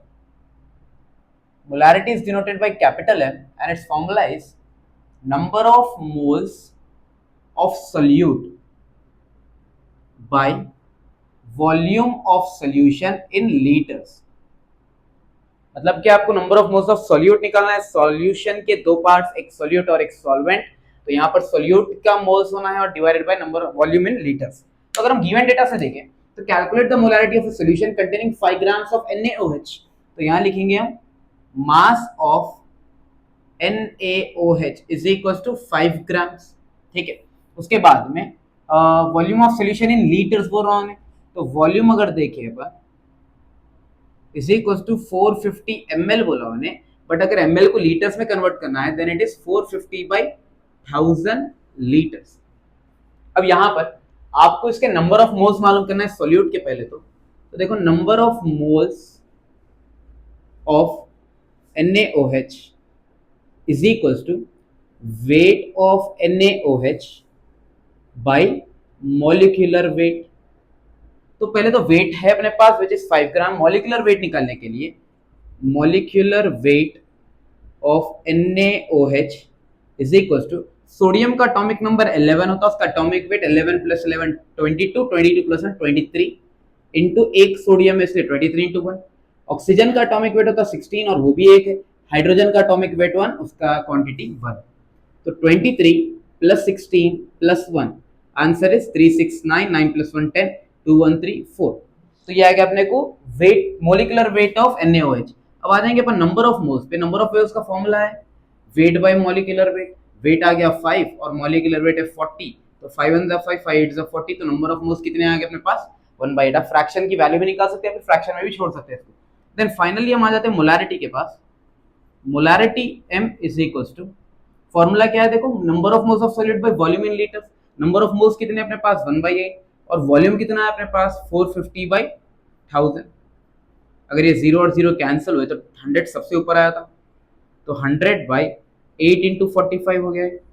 4 2 जा 8, 4 2 जा 8, 4 5 जा 20, 5 5 जा 25, 5 9 जा 45, तो ये बचा 5/29 जा 18। अगर हम डिवाइड करें इसको तो देखो 0 लगा के यहाँ पे 0 आ गया, 18 2 जा 36 होता, बचे 14, डेसिमल का 0। 18 इंटू अगर मैं 7 करा तो 7 8 जा 56, 7 1 जा 7, 126, फिर बचे 14, तो 0.277 है इसका आंसर। यूनिट्स आर मोल पर लीटर। तो ये आ गए मोलैरिटी ऑफ द सोल्यूट। उसके बाद एक नेक्स्ट क्वेश्चन है, a solution of glucose in water is labeled as 10% weight by weight, what would be the molarity of the solution। तो जब कभी आपको अगर उन्हें ऐसा 10% या 20% वेट दे के बताया तो हम क्या करेंगे, कंसिडर 100 ग्राम्स ऑफ सोल्यूशन। तो यहां से अगर 100 ग्राम हम कंसिडर करें तो उन्हें बोला वेट ऑफ ग्लूकोज कितना है 10% है। तो अगर मैं यहां लिखा वेट ऑफ ग्लूकोज वो है 10% और 100 का 10% कितना होता है 10 ग्राम्स। उसके बाद अगर मैं वेट ऑफ वाटर बात करा तो वाटर यानी कि अगर 10% ग्लूकोज है तो रिमेनिंग 90% वाटर है, तो हम लिखेंगे यहाँ पे 90 ग्राम्स। अगर मोलैरिटी निकालना है तो मोलैरिटी का फॉर्मूला है volume, number of moles of solid by volume of solution in litre. तो पहले अपन नंबर ऑफ मोल्स निकालेंगे ग्लूकोज के। Number of moles of glucose का फॉर्मूला क्या होता, वो है वेट बाय मॉलिक्यूलर वेट। अगर हम वेट तो है अपने पास, हम अगर मॉलिक्यूलर वेट कैलकुलेट करें, ग्लूकोज का फॉर्मूला है C6H12O6, कार्बन का एटॉमिक वेट 12 और उसकी क्वांटिटी 6, हाइड्रोजन का 1 क्वांटिटी 12, ऑक्सीजन का 16 और इसकी क्वांटिटी 6। तो 12 6 2 12, 6 1 6 72, 12 1 12, 6 6 36, 96, पूरा मिलाने पे आपको मिलेगा उसका मॉलिक्यूलर वेट 180। अगर अपन नंबर ऑफ मोल्स की बात करें तो नंबर ऑफ मोल्स कितना हो गया, वेट कितना है 10 और मॉलिक्यूलर वेट है 180, कैंसिल दे 0 एंड 0, तो नंबर ऑफ मोल्स कितने आ गए 1/18। अच्छा अब देखो यहाँ पर क्या मेरे को वॉल्यूम दिया, कहीं पर भी वॉल्यूम तो दिया ना, तो हम यहाँ क्या करेंगे, let density of the solution be 1। अब यहां से अगर मैं वॉल्यूम की बात करा तो ये होता मास बाय डेंसिटी। मास कितना है वाटर का, बोल रहे अपन 90 ग्राम मास है और डेंसिटी कितनी है 1 है, तो वॉल्यूम ऑफ सॉल्यूशन कितना आ गया 90 ml। कितना आ गया 90 ml। देन फाइनली अगर मैं मोलैरिटी की बात करा, मोलैरिटी का फॉर्मूला क्या है, number of moles of solute bye volume in litres. Number of moles of solute कितने आए 1/18 है और वॉल्यूम ऑफ सॉल्यूशन कितना है 90/1000 बोलेंगे अपन, क्योंकि ml में है तो इसको लीटर में कन्वर्ट करने को 90/1000। कैंसिल दिस 0 एंड 0, 100 आ गया सबसे ऊपर और ये बचा 18 इंटू 9। उसके बाद 2 9 जा 18 एंड 2 5 जा 10, तो ये बना 50/81। अगर 50/81 डिवाइड करें हम,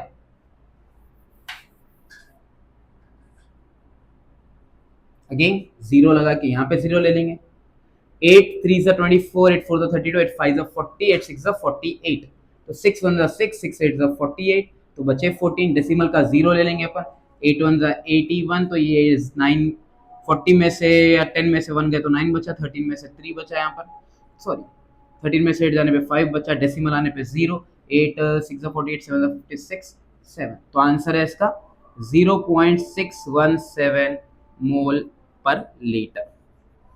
तो मोस्ट प्रोबेबली तो ये साल मोलैरिटी के ऊपर ही क्वेश्चन आने के चांसेस है, इसमें पहला या फिर दूसरे क्वेश्चन में से ही मिलेगा। बट स्टिल हम क्या करेंगे, मोल फ्रैक्शन, क्योंकि वो भी इंपॉर्टेंट है। लास्ट ईयर 25 में भी आया, 24 में भी आया, तो हम भी कोशिश करेंगे कि मोल फ्रैक्शन के ऊपर भी कुछ क्वेश्चन कर लें।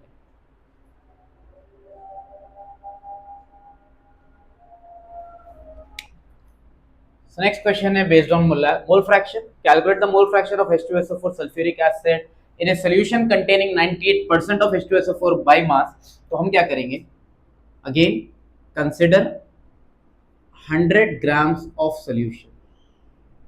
So then it is given mass of H2SO4 is 98%। अगर 98% है तो 100 ग्राम का 98% कितना होता है, 98 ग्राम।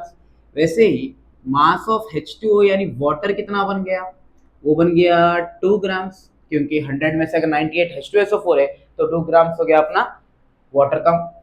उसके बाद हम क्या करेंगे, मॉलिक्यूलर वेट या मोलार मास बोल सकते हैं आप इसको।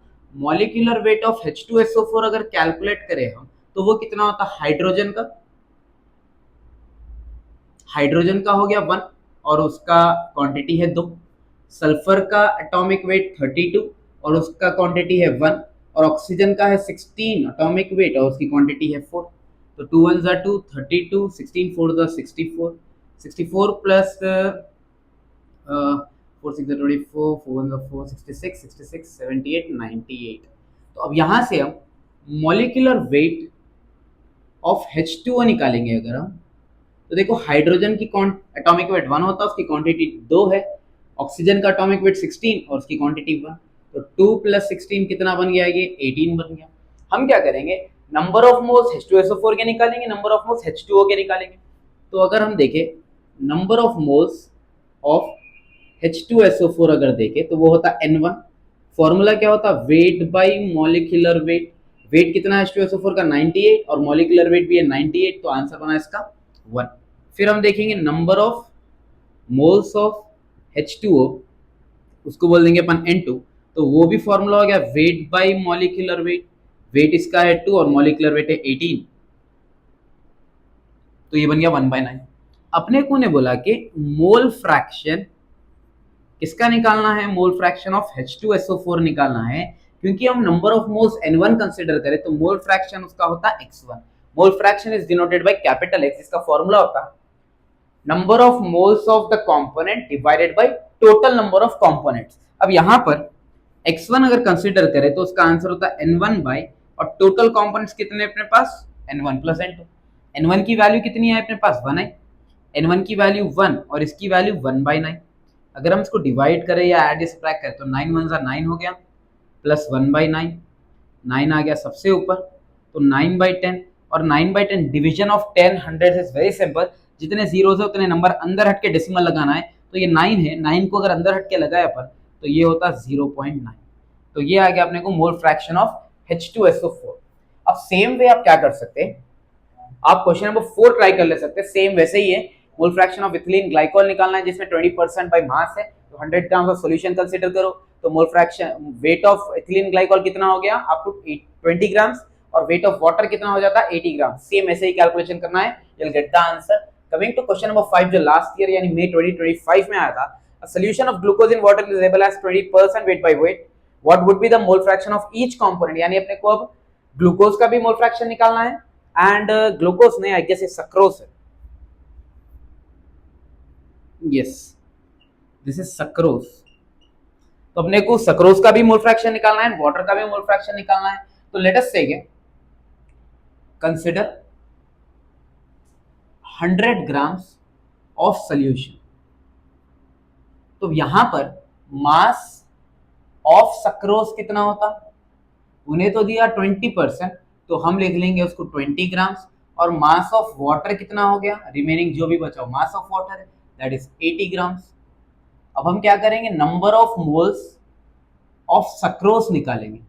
अच्छा सक्रोज के लिए, अच्छा नंबर ऑफ मोल्स से पहले अपने को तो मॉलिक्यूलर वेट कैलकुलेट करना पड़ता, तो हम लिख लेंगे मॉलिक्यूलर वेट या molar mass of sucrose. Sucrose का फॉर्मूला C12H22O11। तो यहां से अगर देखें तो कार्बन का एटॉमिक वेट 12 और इंटू 12, हाइड्रोजन का 1 इंटू 22, ऑक्सीजन का 16 इंटू 11, 12 12 144, 22 1 22 एंड 16 11 176। अगर हम ऐड करें 6 प्लस 2 8, 8 प्लस 4 होता है 12, 7 plus 1 8 plus 2 10, 10 plus 4 14, 1 plus 1 2, 2 plus 1 3। तो ये आ गया अपने को 342, that is molecular weight of sucrose. उसके बाद मॉलिक्यूलर वेट ऑफ अगर वाटर देखे तो वो तो हम ऑलरेडी यहाँ कैलकुलेट करें, वो आया था अपने को 18 आंसर। तो अब मैं नंबर ऑफ मोल्स ले लेता हूँ। Number of moles of sucrose वो होता weight by molecular weight. Weight आया कितना सक्रोज का अपने पास, वो है 20 और मॉलिक्यूलर वेट है 342। 2 10 20, 2 1 2, 2 7 14, 2 1 2। तो ये आ गया अपने को 10/171 N1 का आंसर। वैसे ही हम क्या करेंगे, number of moles of H2O देखेंगे तो उसका formula weight by molecular weight, weight कितना है 80 और मॉलिक्यूलर वेट कितना है 18। तो 240 एंड 2 9 18, तो ये बना 40/9। चलिए हम क्या करेंगे, पहले mole fraction of sucrose calculate करेंगे। Mole fraction of sucrose that is x1 is equal to N1/N1 plus N2। N1 कितना है अपने पास 10/171 डिवाइडेड बाय 10/171 प्लस N2 कितना है देखो 40/9। अगर हम यहाँ पर अब एलसीएम कैलकुलेट कर रहे हैं इसका तो देखो 10/171 एज इट इज, 9 10 का कितना बना 90 और 40 इंटू 171 करना है अपने को।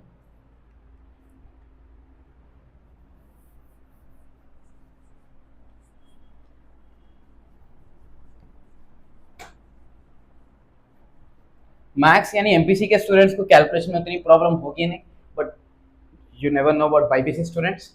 तो अब यहाँ क्या करना है देखो अपने को, 9 10 का तो 90 हो गया, 40 इंटू 171 करो, 0 0 0 4 1 4 4 7 28 4 1 4 4 प्लस 2 6 0 4 8 6।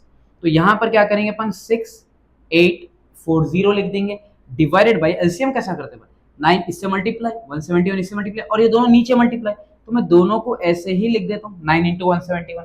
तो होता क्या है 171 कैंसिल होते, 9 आया था सबसे ऊपर, तो ये बन गया देखो 9 10 90 डिवाइडेड बाय 6840 प्लस 90 कितना होता 6930। क्लियर है। उसके बाद if we cancel this 0 and 0 then we will have like 3 3s are 9, 3 2s are 6, 3 3s are 9, 3 1s are 3, that is 3/231। अगर मैं डिवाइड करा इसको तो देखो 0.0 लेने पे भी डिवाइड नहीं हो रहा, तो हम क्या करेंगे एक और 0 लगाएंगे तो यहाँ पर आ गया 231 इंटू 1 इज 231। अब ये देखो ये बन गया 2, ये बन गया 9, ये बन गया 10, 10 में से बन गया 9, 9 में से 3 गया, 9 में से 3 जाने पे 6 बचा। अब ये डेसिमल का और एक 0 ले लो, 2 3 अगर मैं कह यहाँ पे 2 3 आई गेस नहीं आएगा तो 2 2 ही ले लेंगे, 2 1 2, 2 3 6, 2 2 4, तो ये बना 8, ये बना 10, 10 में से 2 गए 8 बचा, 8 में से 6 गए तो 2 बचा और 6 में से 4 जाने पे अगेन 2। देन अगेन हम अगर यहाँ पर डेसिमल का 0 लिए तो ये आता 9 से आंसर। तो मोल फ्रैक्शन कितना आया अपने को, उसको 0.0129। ये किसका मोल फ्रैक्शन आया अपने को, सक्रोज का मोल फ्रैक्शन आया। अब हम देखेंगे मोल फ्रैक्शन ऑफ वाटर, तो वो होता x2, बट आपको अगेन कैलकुलेट करने की जरूरत नहीं है, बस आप क्या करेंगे 1 माइनस जो भी मोल फ्रैक्शन x1 का है वो निकाल दो बस। तो 1 माइनस x1 कितना है अपने पास 0.0129। अगर हम सबट्रैक्ट करें तो 1 के बाद डेसिमल लगा के आप कितने भी जीरो ले सकते हैं, और यहाँ पर है 0.0129। अगर इसको हम 0 करें तो ये 9, ये 9 और ये 9 एंड ये बचा 10, 10 में से 9 जाने पे कितना बचा 1, 9 में से 2 जाने पे 7, 9 में से 1 जाने पे 8, 9 में से 0 जाने पे 9 और ये आया आंसर 0.9871। तो ये था chapter number 2 that is solution, जहां से मोलैरिटी या मोल फ्रैक्शन के प्रॉब्लम आने के हाई चांसेस।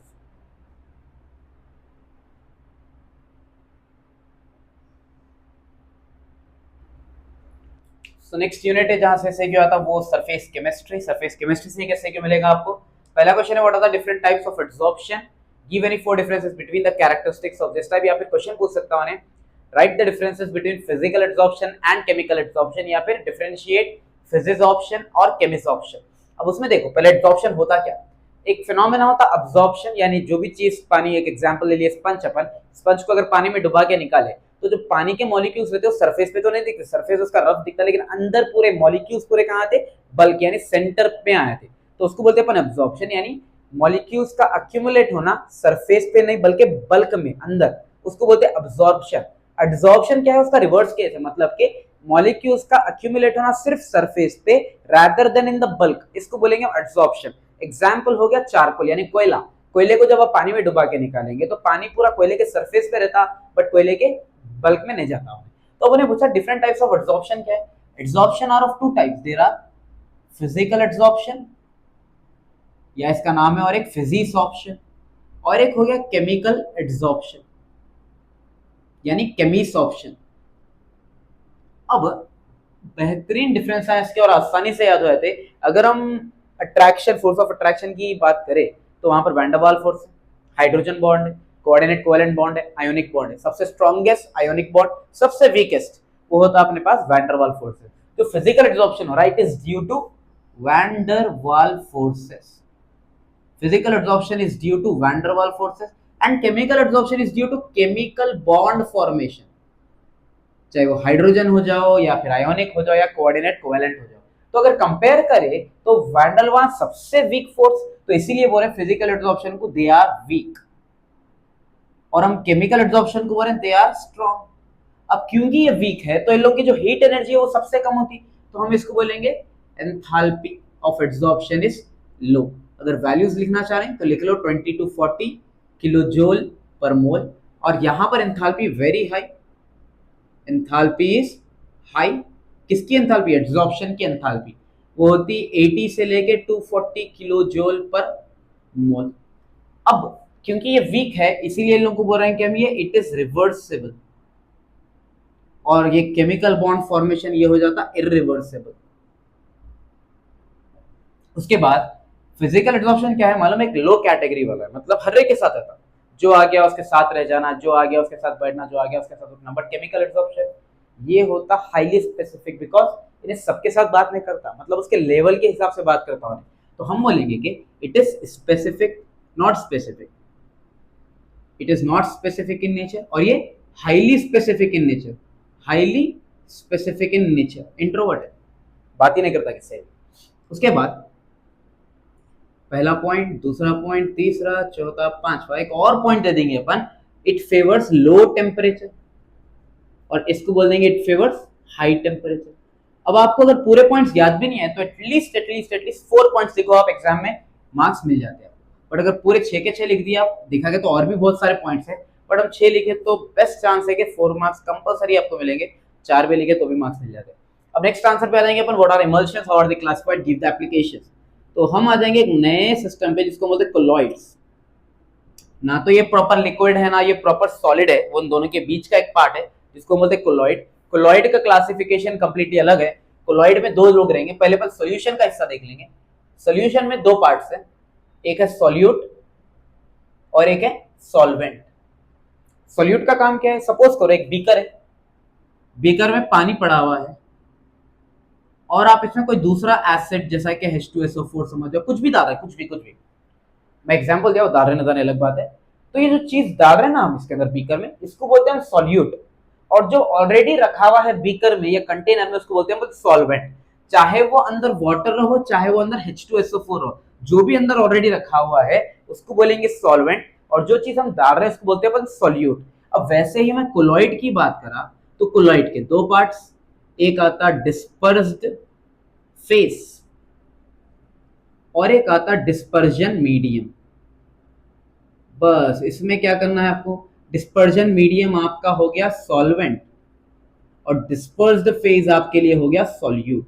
मतलब जो ऑलरेडी पड़ा हुआ है वो डिस्पर्जन मीडियम है, जो चीज आप उसके अंदर डाल रहे हैं वो हो गया डिस्पर्स्ड फेज। अब ये डिस्पर्स्ड फेज और डिस्पर्जन मीडियम के जो फिजिकल स्टेट्स हो सकते हैं, जैसा कि या तो सॉलिड या तो लिक्विड या तो गैस, इनके साथ इनका इंटरेक्शन देख के हम बोलते हैं कि कोलॉइड्स कितने टाइप के, टोटल कोलॉइड 8 टाइप के होते हैं, solid liquid gas, solid liquid gas, solid liquid. ठीक है, अब यहां पर सॉलिड के साथ सॉलिड लिक्विड गैस। अच्छा एक काम करो, ऐसा नहीं, खैर ये लिखना भी नहीं आपको, solid solid, liquid liquid liquid, gas gas. अब solid liquid gas, solid liquid gas, solid and liquid, तो ये इंट्रैक्शन पे यानी DP and this is DM. अगर सॉलिड, डीपी सॉलिड है, डीएम लिक्विड है, तो वो क्या बन जाता, सॉलिड सोल। डीपी सॉलिड है और डीएम गैस है, तो यहां पर बनता aerosol.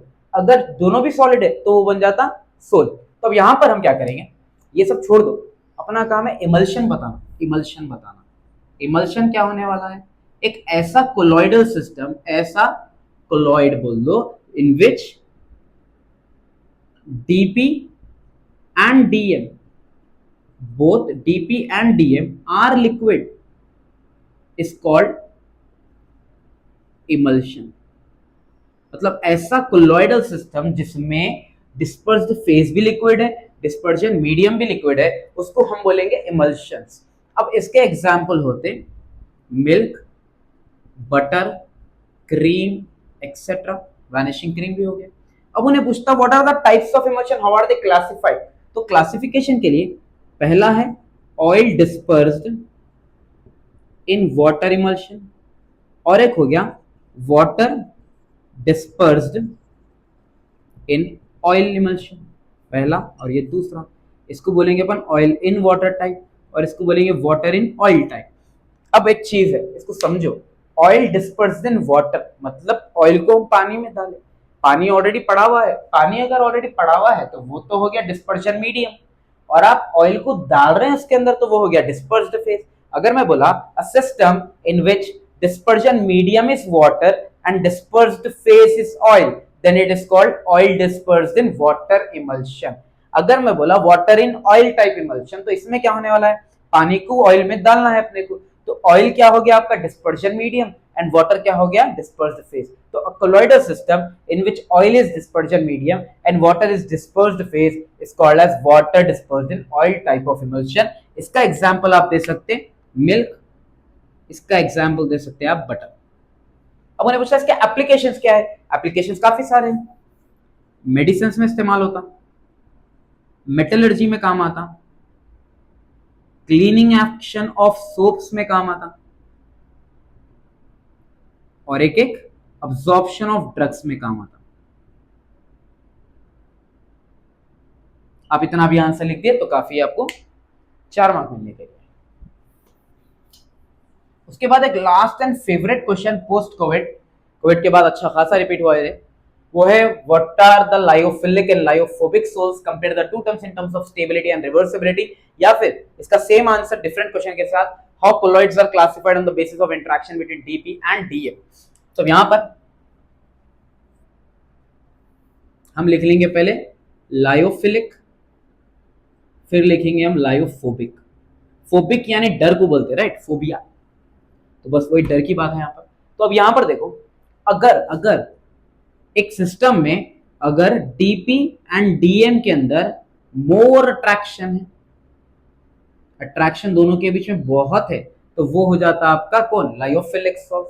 A colloid, a sol in which there is more attraction between dispersed phase and dispersion medium are called as lyophilic sols.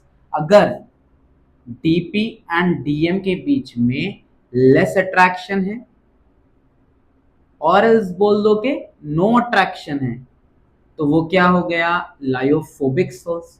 A colloidal system है, या फिर बोला soul in which the dispersed phase and dispersion medium has less attraction or else no attraction, then they are called as lyophobic source। उसके बाद अब उन्हें बोल रहा है कि दोनों को आप कंपेयर करेंगे इन terms of stability and reversibility. अच्छा, एक और एक पॉइंट ऐड कर सकते हैं इसमें, इसको बोलेंगे सॉल्वेंट लविंग, और इसको बोलेंगे अपन सॉल्वेंट हेटिंग।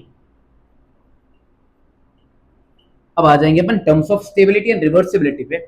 अगर ये दोनों के बीच में अट्रैक्शन है तो ये ज्यादा स्टेबल हो सकते हैं, तो इसको बोलेंगे दे आर स्टेबल। और इनके बीच में कोई अट्रैक्शन ही नहीं है तो क्या हो गया, unstable. They are stable, they are unstable. अच्छा, जैसा कि दो दोस्त है, ज्यादा अट्रैक्शन है, अगर बात कोई बात पे लड़ भी लिए, बाद में जल्दी मिल भी जाते, तो इसलिए बोलेंगे ये रिवर्सेबल है, बाद में मिल भी जाते। बट अगर कोई रैंडमली आजकल मिले, दोस्त हुए, फिर बाद में लड़ लिए, तो क्या वो मिल सकते इतना आसानी से, आंसर इज नो। इसलिए क्योंकि अगर अट्रैक्शन ही नहीं है बीच में तो वो इरिवर्सेबल है, एक बार लड़ लिए तो कहानी खत्म। एग्जाम्पल इसके लिए आप लिख सकते हैं गम्स, और इसमें लिख सकते हैं आप कोलॉइडल सॉल्यूशन ऑफ गोल्ड और सिल्वर। तो ये था chapter number 3, chapter number 4 sorry, surface chemistry, जहां से आपको एक ऐसे मिलेगा। इससे हटके भी आप पढ़ना चाह रहे हैं तो एक और क्वेश्चन है, that is what is catalysis, what are the types of catalysis, give two examples for them. बल्कि कैटालिसिस होता क्या, पहले वो सुन लो। ऐसा सब्सटेंस जो रिएक्शन की स्पीड को बढ़ाता लेकिन रिएक्शन के बाद उसका केमिकल नेचर चेंज नहीं होता, उसको बोलेंगे कैटलिस्ट। और ये जो सारा प्रोसेस हुआ उसको बोलेंगे हम कैटालिसिस। दो टाइप से कैटालिसिस रहेंगे, एक होमोजीनियस और एक हेटेरोजीनियस। होमोजीनियस में क्या होने वाला है, अगर रिएक्टेंट्स का और कैटलिस्ट का सेम फेज है, that is gas gas, solid solid या लिक्विड लिक्विड, किसका, रिएक्टेंट्स का और कैटलिस्ट का, अगर दोनों का सेम फेस है तो उसको बोलेंगे होमोजीनियस कैटालिसिस। और अगर रिएक्टेंट्स का और कैटलिस्ट का डिफरेंट फेस है, मान लो वो सॉलिड है तो ये गैस है, तो उसको बोलेंगे अपन हेटेरोजीनियस कैटालिसिस।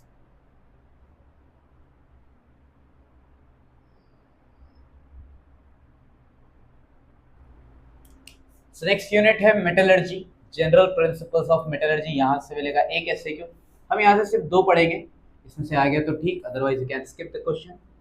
पहला क्वेश्चन है रोस्टिंग और कैल्सिनेशंस को डिफ्रेंशिएट करना। तो पहली चीज, दोनों ही मेथड्स में हम ओर को हीट करने वाले हैं।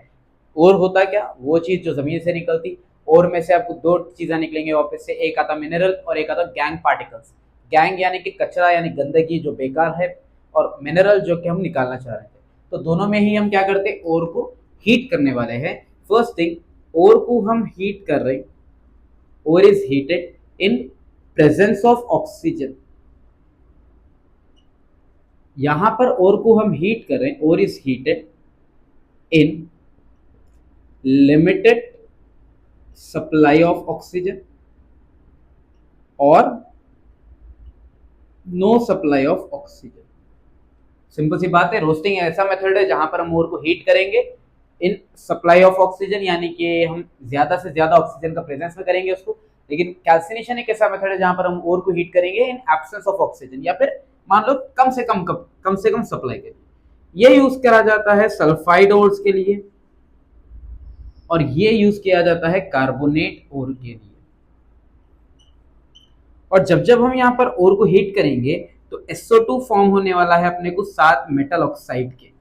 मेटल ऑक्साइड तो दोनों में ही निकलने वाला है, लेकिन मेटल ऑक्साइड के साथ रोस्टिंग में आपको मिलता है SO2, और यहाँ पर मेटल ऑक्साइड के साथ आपको निकलता CO2।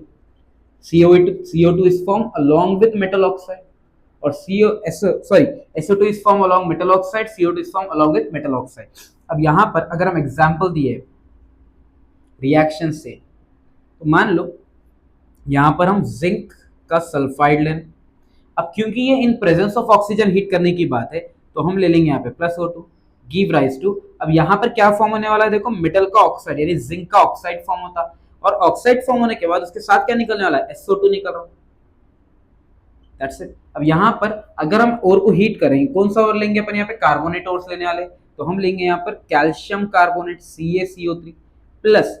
प्लस क्यों करेंगे, नहीं करेंगे यहाँ पर, क्योंकि यहाँ पर सप्लाई ऑफ एयर नहीं रखना है अपने को, तो हम डायरेक्टली हीट करेंगे इसको। तो यहाँ पर क्या होता, कैल्शियम का मेटल ऑक्साइड CaO फॉर्म होता, और क्या फॉर्म होने वाला है पे, CO2 फॉर्म होने वाला है। ठीक है, कैल्शियम कार्बोनेट भी ले सकते हैं आप, जिंक कार्बोनेट भी ले सकते हैं, आपकी चॉइस है, बस कार्बोनेट और होना है यहाँ पर। कार्बोनेट और लगा दिए, उसको हीट करे तो मेटल ऑक्साइड फॉर्म हुआ, साथ में क्या फॉर्म हुआ, CO2 फॉर्म हुआ। अब यहाँ पर देखो, अगर बैलेंसिंग की बात करें, यहाँ पे कैल्शियम एक, यहाँ पर कैल्शियम एक, CO2 और 3 ऑक्सीजन थे, एक यहाँ पर, 2 ऑक्सीजन यहाँ पर, बैलेंस। बट यहाँ की अगर बात करें, ऑक्सीजन यहाँ पर 2 है, यहाँ पर भी 2 है, यहाँ पर 3 हो गए, तो हम क्या करेंगे, यहाँ पे 3 ऑक्सीजन लगा देंगे। तो 3 2 कितना बन गया, ये 6 ऑक्सीजन। तो हम क्या करेंगे, 2 यहाँ पे लगाए तो 2 2 4 हो गया, और 2 यहाँ पे लगाने से 2 1 2 हो गया। बट यहाँ से 2 जिंक हो गए, तो हम क्या करेंगे, यहाँ पे 2 लगा देंगे, तो ये हो गया कंप्लीटली बैलेंस। तो ये था रोस्टिंग एंड कैल्सिनेशन का आंसर, जो कि हाईली इंपॉर्टेंट और इजी आंसर है बहुत। अब आ जाएंगे अपन purification of sulphide ore by froth flotation method. Froth flotation method, यहाँ पे थोड़े टर्म्स आपको नए नए दिखेंगे, पहले इसका डायग्राम देखेंगे।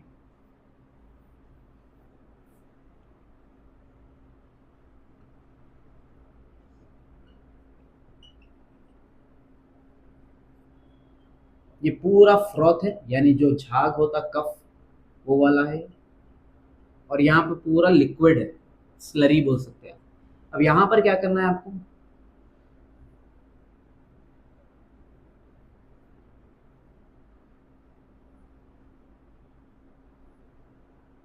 यहाँ पर एक हम रोटेटिंग पैडल लगाएंगे और यहाँ पर से हम डालेंगे pulp of ore plus oil, और यहां पे रख देंगे अपन एक रोटेटिंग पैडल, रोटेटिंग पैडल।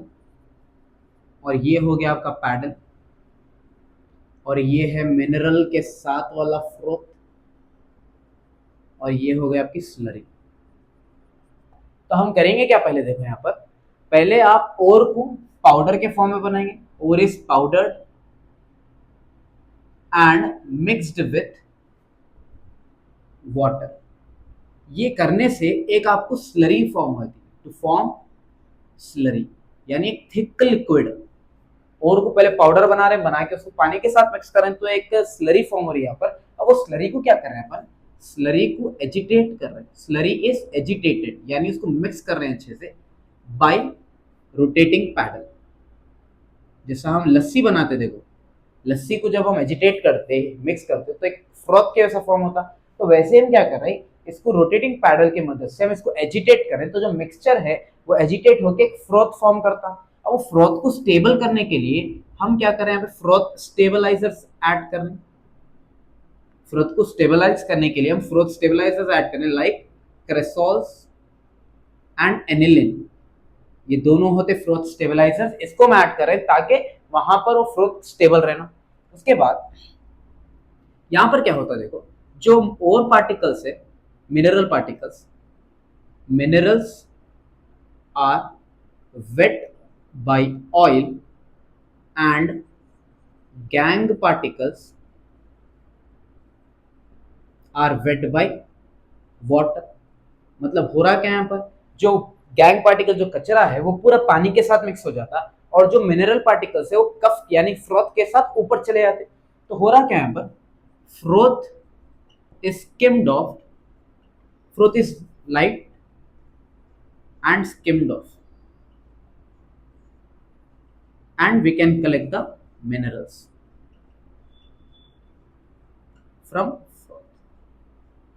तो इन शॉर्ट हुआ क्या आंसर में, देखो पहले हम क्या कर रहे हैं, पाउडर डोर को ले रहे हैं, लेके उसके साथ पानी मिला रहे हैं, मिला के उसमें क्या कर रहे हैं, उसको एजिटेट कर रहे हैं ताकि सही से फ्रोथ फॉर्म होना। उसमें क्या कर रहे हैं अपन, फिर फ्रोथ स्टेबलाइजर्स ऐड करें, जैसा कि हम ऐड करें वहां पर क्रेसॉल्स एंड एनिलिन, उससे होता क्या, फ्रोथ स्टेबल बन जाता।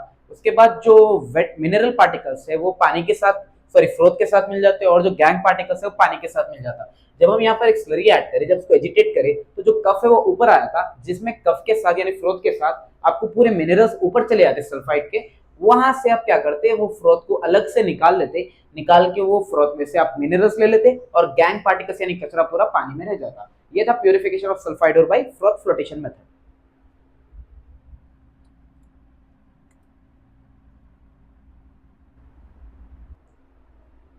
सो नेक्स्ट चैप्टर है पी ब्लॉक एलिमेंट्स, जो एलए में ऑलरेडी कवर करे हम। उसमें होता क्या, कभी कभी उन्हें एसए क्यू में सिर्फ ये पूछता कि how nitric acid is manufactured by Ostwald process, या how ammonia is manufactured by Haber's process, या फिर प्रिपरेशन ऑफ क्लोरीन दिखाओ, या फिर preparation of chlorine by Deacon's process, या फिर सिर्फ ओजोन के थोड़े बहुत रिएक्शंस। वो एसए क्यू में भी आ सकते हैं, बट जो ज्यादातर रिपीट होते हैं वो है जेनॉन के ऊपर क्वेश्चंस। तो पहला क्वेश्चन है, how are XCF2 and XCF4 are prepared. तो पहले हम ये देखेंगे XCF2 का प्रिपरेशन क्या है। तो X is xenon, F is fluorine। तो यहां पर क्या हो रहा, xenon is heated with, या बोलो xenon reacts with difluorine in ratio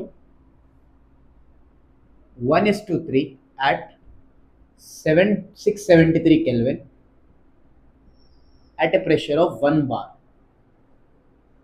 तो अगर हम xenon को डाइफ्लोरिन के साथ हीट करेंगे 1:3 के रेशियो में, एंड उसका टेम्परेचर मेंटेन करेंगे 673 केल्विन और प्रेशर मेंटेन करेंगे 1 बार, तब जाके देखो Xe plus F2 reacts with temperature क्या है 673 केल्विन, प्रेशर क्या है 1 बार, तो होता क्या वहां से XeF2 फॉर्म होता। वैसे ही अगर मैं B की बात करा यानी XeF4, रिएक्शन सिंपल है, अगर इसमें रेशियो में 1:5 रखा, प्रेशर टेम्परेचर अगर मैं 873 केल्विन रखा और प्रेशर अगर मैं 7 बार रखा, तो Xe को अगर हम F2 के साथ रिएक्ट कराए तो टेम्परेचर क्या है 873 केल्विन और प्रेशर है 7 बार, तो वहां से बनने वाला है XeF4। बैलेंसिंग के तौर पे F यहाँ पे 4 है, यहाँ पर 2 है, तो बस 2 लगा दो। वैसे ही सेम XeF6 भी होता है, यहाँ पर आपको 3F2 लगाना पड़ता है, 1:20 का रेशियो, 573 केल्विन और ये 20 बार का प्रेशर, तो वहां से XeF6 प्रिपेयर होने वाला है। उसके बाद आ जाएंगे अपन स्ट्रक्चर पे। स्ट्रक्चर बड़ा ही सिंपल है। देखो जेनॉन के पास होते 8 इलेक्ट्रॉन्स, तो हम क्या करते हैं यहाँ पर, अब इसमें देखो आपको 2 फ्लोरीन लगाना है सिर्फ, यानी एक फ्लोरीन यहाँ पर आ गया, एक फ्लोरीन यहाँ पर आ गया, 2 इलेक्ट्रॉन्स यहाँ पड़े हुए, 2 इलेक्ट्रॉन्स यहाँ पर, 2 इलेक्ट्रॉन्स यहाँ पर, टोटल थे 8, बट इन्हें शेयर करा सिर्फ 2, तो वही भी 6 बाकी है। तो हम इसके क्या करेंगे, लोन पेयर्स बना देंगे। ये दोनों बन गए लोन पेयर, ये दोनों बन गए लोन पेयर और ये दोनों बन गए लोन पेयर।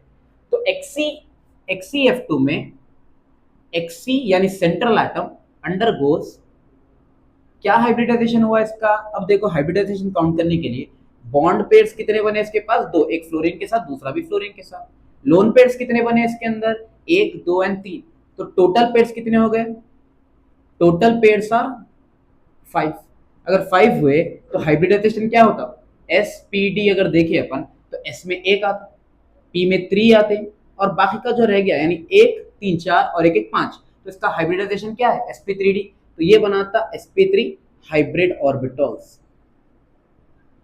क्या कर रहा है इन्हें, इन XeF2 Xe undergoes, that is central atom undergoes sp3d hybridization and form 5 sp3d hybrid orbitals। अब यहाँ पर क्या होता है, the bond pairs are 2 and the lone pairs are 3, the total bond pairs are 5, the total pairs are 5, then according to Vesper theory इसका जो shape है वो शेप हो जाता लीनियर और इसका जो बॉन्ड एंगल है वो हो जाता 180 डिग्री। ये हो गया लीनियर शेप और इसका जो एंगल है वो बन गया 180 डिग्री। तो ये था अपना XeF2 का स्ट्रक्चर। अगर हम XeF4 की बात करें तो अगेन जेनॉन के पास रहते टोटल 8 पेयर्स, जिसमें से अब उन्हें 4 फ्लोरीन के साथ रिएक्ट करा, तो एक फ्लोरीन यहाँ पर, एक फ्लोरीन यहाँ पर, एक फ्लोरीन यहाँ पर और एक फ्लोरीन यहाँ पर, ये एक लोन पेयर बन गया और ये एक लोन पेयर बन गया, बराबर। तो अब यहां पर देखो, अगर सेम पॉइंट्स में लिखा इन XeF4 Xe अंडरगोज sp3d का अगर देखें अपन तो टोटल बॉन्ड पेयर्स कितने हो गए इसके 4 और लोन पेयर्स इसके पास है 2, तो टोटल पेयर्स बन गए आपके पास 6। तो S का 1, P में 3 और 4 होने के बाद बचे तो sp3d2 hybridisation, Xe undergoes sp3d2 hybridization and forms 6 sp3d2 hybrid orbitals. The bond pairs are 4 and the lone pairs are 2 and the total pairs are 6. According to Vesper theory, इसका जो शेप होता वो होता square planar. VSEPR theory first year में पढ़े थे, वहां पर पूरे एंगल्स के हिसाब से पूरे शेप बताए थे, तो ये स्क्वायर प्लेनार शेप है इसका और इसका बॉन्ड एंगल होता 90 डिग्री। देन आ जाएंगे अपन सेकंड क्वेश्चन की तरफ। सेकंड क्वेश्चन में क्या है, देखो explain the structures of XeF6 and XeOF4। तो पहले अपन XeF6 का स्ट्रक्चर देखेंगे। सेम वे जेनॉन लिख लिए, इसके पास अगेन 8 इलेक्ट्रॉन्स है, तो हम क्या करेंगे यहाँ पर एक पेंटागन बना लो।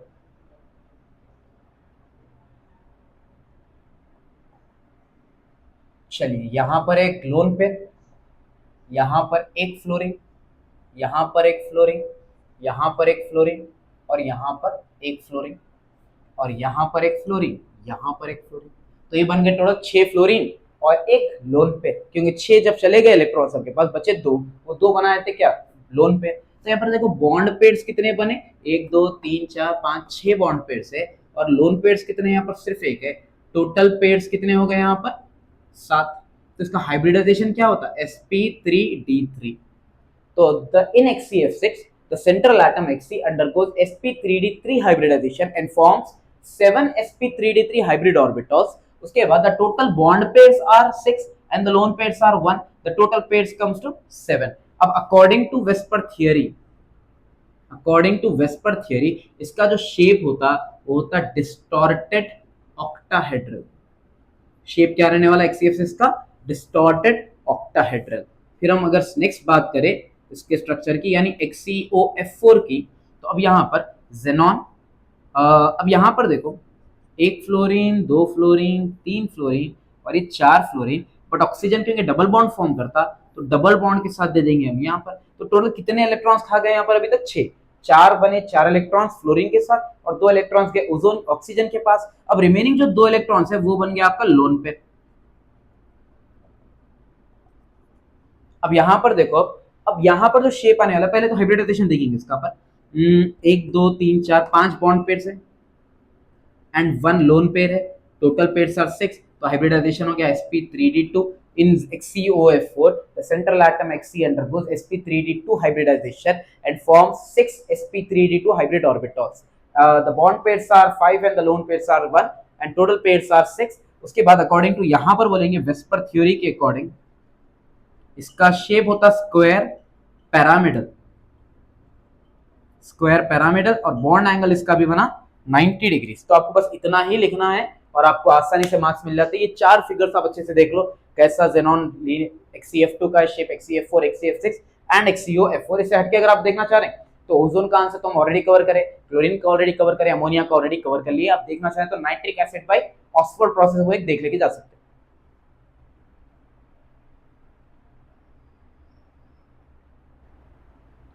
तो यूनिट नंबर 7 है D and F block elements and transition elements. तो यहाँ पर आपको मिलेगा एक SAQ जहाँ पर एक थ्योरी का क्वेश्चन है which is explain Werner's theory of coordination compounds. वो आप आसानी से पढ़ ले सकते हैं। असल प्रॉब्लम होती आईयूपैक नेम्स पे। वर्नर थ्योरी होता है क्या? Werner propose two type of valencies to explain the coordination complex compound, जो कि एक प्राइमरी वैलेंसी है, एक सेकेंडरी वैलेंसी है। प्राइमरी में नेगेटिव आयन सेटिस्फाई करते, सेकेंडरी में negative and positive both ion satisfy करते। आप आसानी से पढ़ सकते हैं। बट अगर हम आईयूपैक नेम्स पे आ गए तो यहाँ पर आपको थोड़े से रूल्स याद करना है। जैसा कि पहले ग्रुप का नाम है, जैसा कि हम मान लेंगे NH3 को हम बोलते हैं अमाइन ग्रुप, CN को बोलते हैं अपन सियानो, नॉर्मली H2O को हम वाटर बोलते हैं लेकिन यहाँ पर एक्वा बोलेंगे हम, एंड C2O4 ग्रुप को हम बोलेंगे ऑक्सलाटो। उसके बाद OH को बोलेंगे हम हाइड्रोक्सो, एंड क्या बच गया अभी? CO carbonyl, yes. CO को बोलेंगे अपन carbonyl group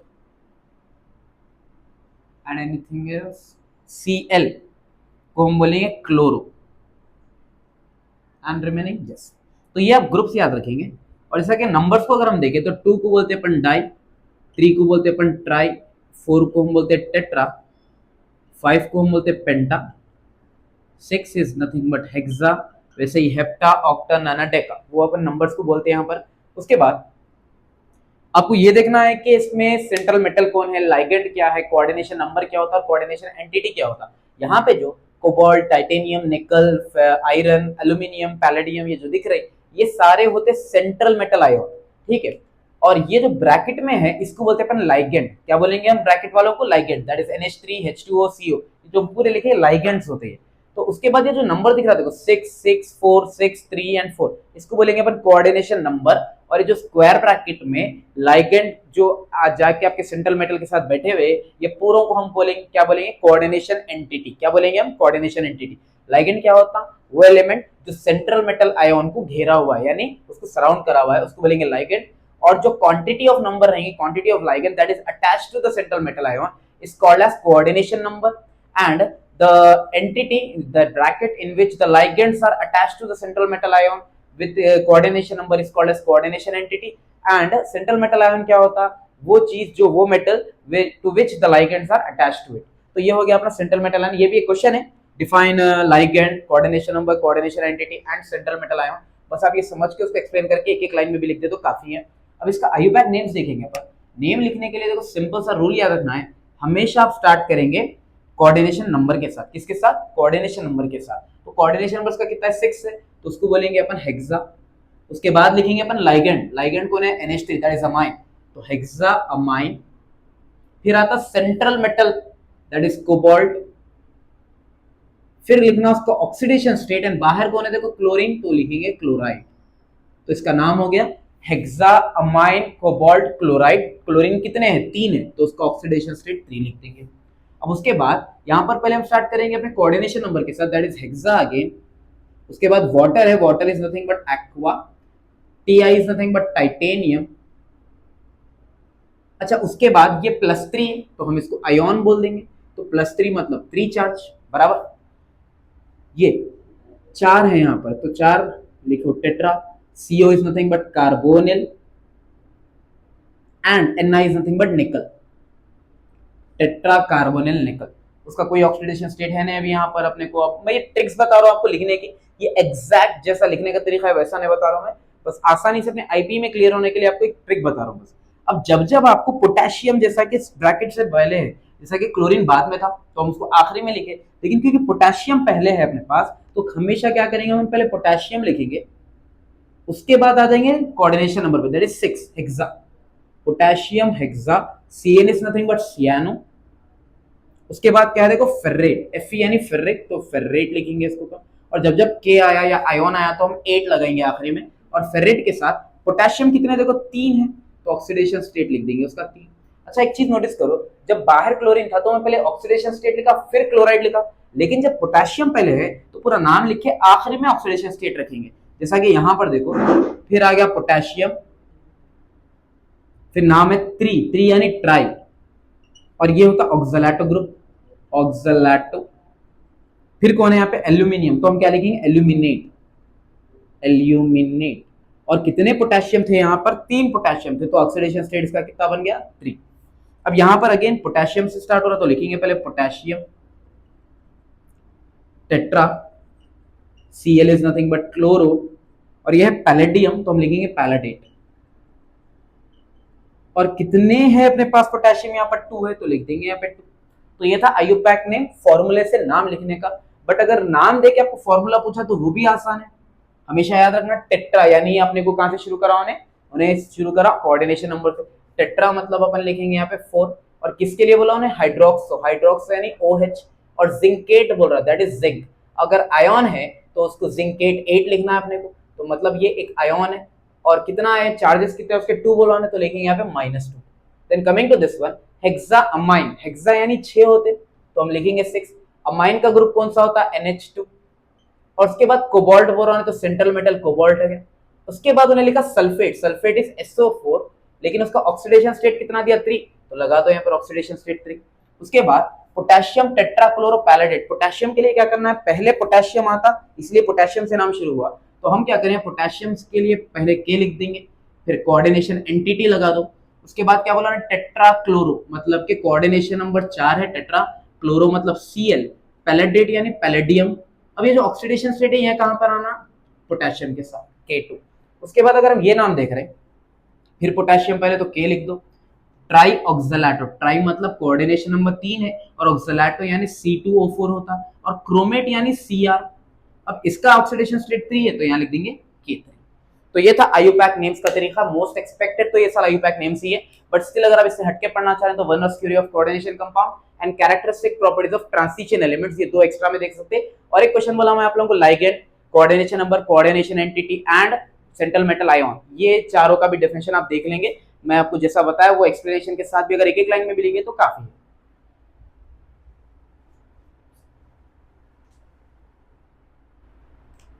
chapter number 9 biomolecules, यहां से एक ऐसे क्यों मिलेगा, और ज्यादातर उन्हें हार्मोन्स या फिर विटामिन के बारे में पूछता क्वेश्चन।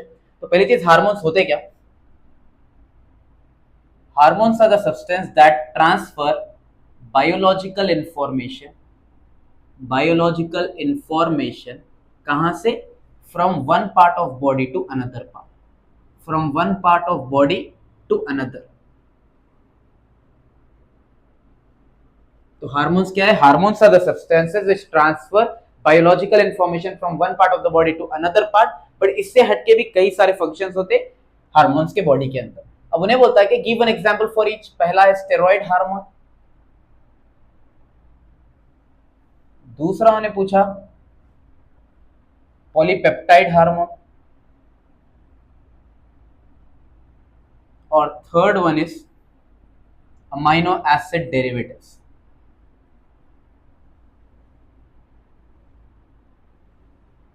अब इसके आपको सिर्फ एग्जांपल्स लिखना है, बट स्टेरॉइड हार्मोन में अगर हम आ गए तो उसमें और 2 पॉइंट्स है, जैसा कि पहला है adrenal cortical hormones, adrenal cortical hormone इसका एक एग्जांपल देना है। उसके बाद जब बी आ जाएंगे हम, तो बी में और दो पार्ट्स है, दैट इज सेक्स हार्मोन। अब सेक्स में दो तरीके के रहेंगे, पहला है male sex hormone and second one is female sex hormone. अब बस आपको इन लोगों के एग्जांपल्स देना है। पहली चीज स्टेरॉइड हार्मोन, स्टेरॉइड में दो किस्म के रहेंगे, adrenal cortical hormones, sex hormone, sex में अगेन दो, मेल एंड फीमेल। थर्ड वाला, सेकंड वाला आपको दे डाला ऑलरेडी पॉलीपेप्टाइड, और थर्ड वाला है अमीनो एसिड डेरिवेटिव्स। अब इसका अगर एग्जांपल दिए हम एड्रिनल कॉर्टिकल का, तो सिंपल सा एग्जांपल है कॉर्टिकॉइड्स। अगर हम सेक्स हार्मोन की बात करें जिसमें मेल की बात करें पहले, तो उसका एग्जांपल है टेस्टोस्टेरोन, और फीमेल का एग्जांपल है एस्ट्रोजन। पॉलीपेप्टाइड का एग्जांपल है insulin, and last one amino acid derivative का एग्जांपल है थायरॉक्सिन। बस आपको ये एग्जांपल्स लिखना है, यू विल गेट 100% 4 मार्क्स। पहले हार्मोन का डेफिनेशन, तो हार्मोन होता है क्या, उसका काम क्या है बॉडी में। उसके बाद जो ने 3 बिट्स दिया, और तीनों बिट का एक एक एग्जांपल लिखना है आपको। खाली पहली वाली बिट स्टेरॉइड में आपको थोड़े और क्लासिफिकेशन रहेंगे। उसके बाद give the sources of the following vitamins and name the deficiency disease caused by it. तो पहले हम लिख लेंगे यहाँ पर विटामिन्स। कितने विटामिन्स की बात कर रहा हूं, ए, डी, ई एंड के। उसके बाद उसके सोर्सेस क्या है, और वो कमी होने से वो विटामिन की आपको कौन सी डेफिशिएंसी डिजीज हो सकती है। तो पहली बात करेंगे अपन विटामिन ए की। विटामिन ए, अगर विटामिन ए कम रहा तो उसका इफेक्ट होता सीधा आईज पर। तो उसके लिए आपको दो बीमारी हो सकती, एक है नाइट ब्लाइंडनेस और एक है ज़ेरोफ्थाल्मिया। ये दोनों विटामिन ए की कमी से होता है। और विटामिन ए यानी आंखों की रोशनी या फिर कम हो जाना या फिर रात में ज्यादा दिखना नहीं, उसको सही करने के लिए बेस्ट सोर्स होता carrots, milk, eggs and fish liver oil. अब आ जाएंगे अपन विटामिन डी की तरफ। विटामिन डी यानी बोन्स में जो कमजोरी होती है अपने को, वो होती है बिकॉज ऑफ विटामिन डी। और विटामिन डी का जो डिजीजेस हो सकते, वो होता है rickets in childs and osteomalacia in adults। ये दो डिजीजेस याद रखना है। अब इसको दूर कैसा करेंगे अपन, पहले तो सबसे सबसे अच्छा सोर्स है एक्सपोजर टू सनलाइट, जो कि सुबह सुबह की जो धूप निकलती वो सनलाइट का एक्सपोजर होना, एंड एग यॉक। ये दो बेहतरीन सोर्स है अगर विटामिन डी को अपने को अब्सॉर्ब करना है, फिर विटामिन डी बढ़ाना है बॉडी में। तो नेक्स्ट आ जाएंगे हम विटामिन ई। विटामिन ई पहले तो आप याद रखेंगे मसल वीकनेस,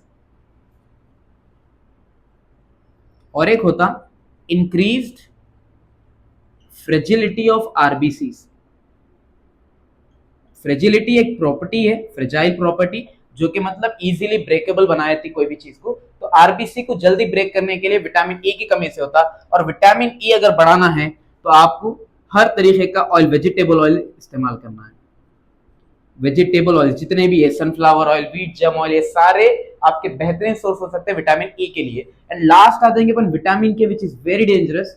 तो यहां पर विटामिन के अगर कम हुआ बाई चांस, तो यहां पर क्या होता, इंक्रीज्ड ब्लड क्लॉटिंग टाइम। मतलब कि जैसा अपना मार पड़ी, तो मार पड़ने पे एक ऊपर लेयर आता है स्किन पे, वो ब्लड क्लॉट होने से, मतलब ब्लड क्लॉट होने की वजह से होता। मतलब अगर ब्लड टाइम पे क्लॉट हुआ तो ब्लड ज्यादा लीक होता नहीं, लेकिन अगर ब्लड क्लॉटिंग टाइम इंक्रीज हो गया तो जो स्किन के ऊपर जो लेयर आती वो आ नहीं सकती, और ब्लड बहुत ज्यादा निकल जाता, और उससे इंटरनल ब्लीडिंग होने के भी चांसेस हो सकते। इसीलिए विटामिन के की अगर डिफिशियंसी हुई तो ब्लड क्लॉटिंग टाइम इंक्रीज होता है। उसको सही करने के लिए आप याद रखना, हमेशा आप इस्तेमाल करिए green leafy vegetables. These are the best sources for vitamin K। तो ये थे 4 विटामिन और उसके डेफिशिएंसी और उसके सोर्सेस। एक लास्ट ईयर भी क्वेश्चन आया था, that is explain denaturation of proteins. तो प्रोटीन जो उसका ओरिजिनल फॉर्म रहता, उसको अगर हम सब्जेक्ट करें जैसा कि चेंज, फिजिकल चेंज या केमिकल चेंज करें उसके अंदर, फिजिकल चेंज जैसा चेंज इन टेम्परेचर या केमिकल चेंज जैसा चेंज इन पीएच वैल्यूज, तो होता क्या, जो प्रोटीन के अंदर हाइड्रोजन बॉन्ड्स थे वो हो जाते डिस्टर्ब, और हाइड्रोजन बॉन्ड डिस्टर्ब होने की वजह से वहां पर आपको क्या होता, प्रोटीन मतलब कि प्रोटीन का स्ट्रक्चर बिगड़ जाता, जिसको हम बोलेंगे डिनेचुरेशन ऑफ प्रोटीन। और प्रोटीन के डिनेचुरेशन होने की वजह से सेकेंडरी और टर्शियरी स्ट्रक्चर्स डिस्टर्ब हो जाते, बट जो प्राइमरी स्ट्रक्चर है वो सेम जैसे का वैसा ही रहने वाला है। अगर बाई चांस आ गया डिनेचुरेशन प्रोटीन में, जो 2-3 पॉइंट बोला उसको आप फ्रेम करके अच्छे से लिख सकते हैं, और आपके मटेरियल में अगर है तो एक बार देख लेके जाइए। बट सबसे ज्यादा इंपॉर्टेंट है hormone and sources of vitamin. और इसी के साथ हम आज की वीडियो खत्म करते हैं। इससे हटके अगर आपको आंसर्स पढ़ना है, जैसा कि इसके बाद एक यूनिट है जिसका नाम है केमिस्ट्री इन एवरीडे लाइफ, वहां से आप एंटीसेप्टिक, डिसइंफेक्टेंट्स, एंटीबायोटिक्स एंड अपने antihistamine, antacids, analgesics, narcotic and non narcotic analgesic, ये सारे क्वेश्चंस पढ़ लीजिए। एंड हाँ, ट्रैंकुलाइजर्स वो यूनिट इसलिए नहीं कवर करा मैं क्योंकि वो शॉर्ट आंसर में भी आ सकता, या फिर 2 क्वेश्चंस लगा के वो वेरी शॉर्ट में भी दे सकता। उसके बाद अगर आप ऑर्गेनिक केमिस्ट्री करें, जहां पे 11th यूनिट्स में आप करेंगे एनांटियोमर्स एंड एम्बिडियन न्यूक्लियोफाइल्स, ये दोनों मिला के एक क्वेश्चन आ सकता है एसएक्यू में। और उससे हटके अगर आप पढ़ना चाहे तो SN1 एंड SN2 रिएक्शन पढ़िए। एंड हाँ, VSAQs हम टाइम कम रहने की वजह से कवर नहीं कर सके, बट स्टिल आप VSAQs करना चाह रहे हैं तो मेटलर्जी से आप जाइए, role of cryolite in the metallurgy of aluminium, ये पढ़ सकते हैं आप। एंड 6th यूनिट से आप telling of mercury and NH3 forms, hydrogen bond वगैरह वगैरह, जो भी नाइट्रोजन के रिलेटेड आंसर है वो पढ़ सकते हैं आप। Chemistry 7th unit DNF block element से आप लाइगेंड के बारे में पढ़ सकते हैं, आप वो एक इंपॉर्टेंट क्वेश्चन है। और 8th यूनिट जहां पर पॉलीमर्स है, पॉलीमर्स में आप वल्कनाइजेशन ऑफ रबर पढ़ सकते हैं, PHB भी पढ़ सकते हैं, जिगलर नाटा कैटलिस्ट पढ़ सकते हैं। एंड उसके बाद में polymers, addition polymers, copolymers and polymerisation, ये सारे आंसर्स पढ़ लीजिए। होपफुली इसमें से थोड़े बहुत VSAQs फाइनल में कवर हो जाते हैं। हाँ, सोल्यूशन से आप Raoult's law, Henry's law, isotonic solutions पे प्रेफर करिए, वहां से भी एक VSAQ मिल सकता है आपको। मिलेंगे आप सबसे अगली वीडियो में। टिल देन टेक केयर, अल्लाह हाफिज।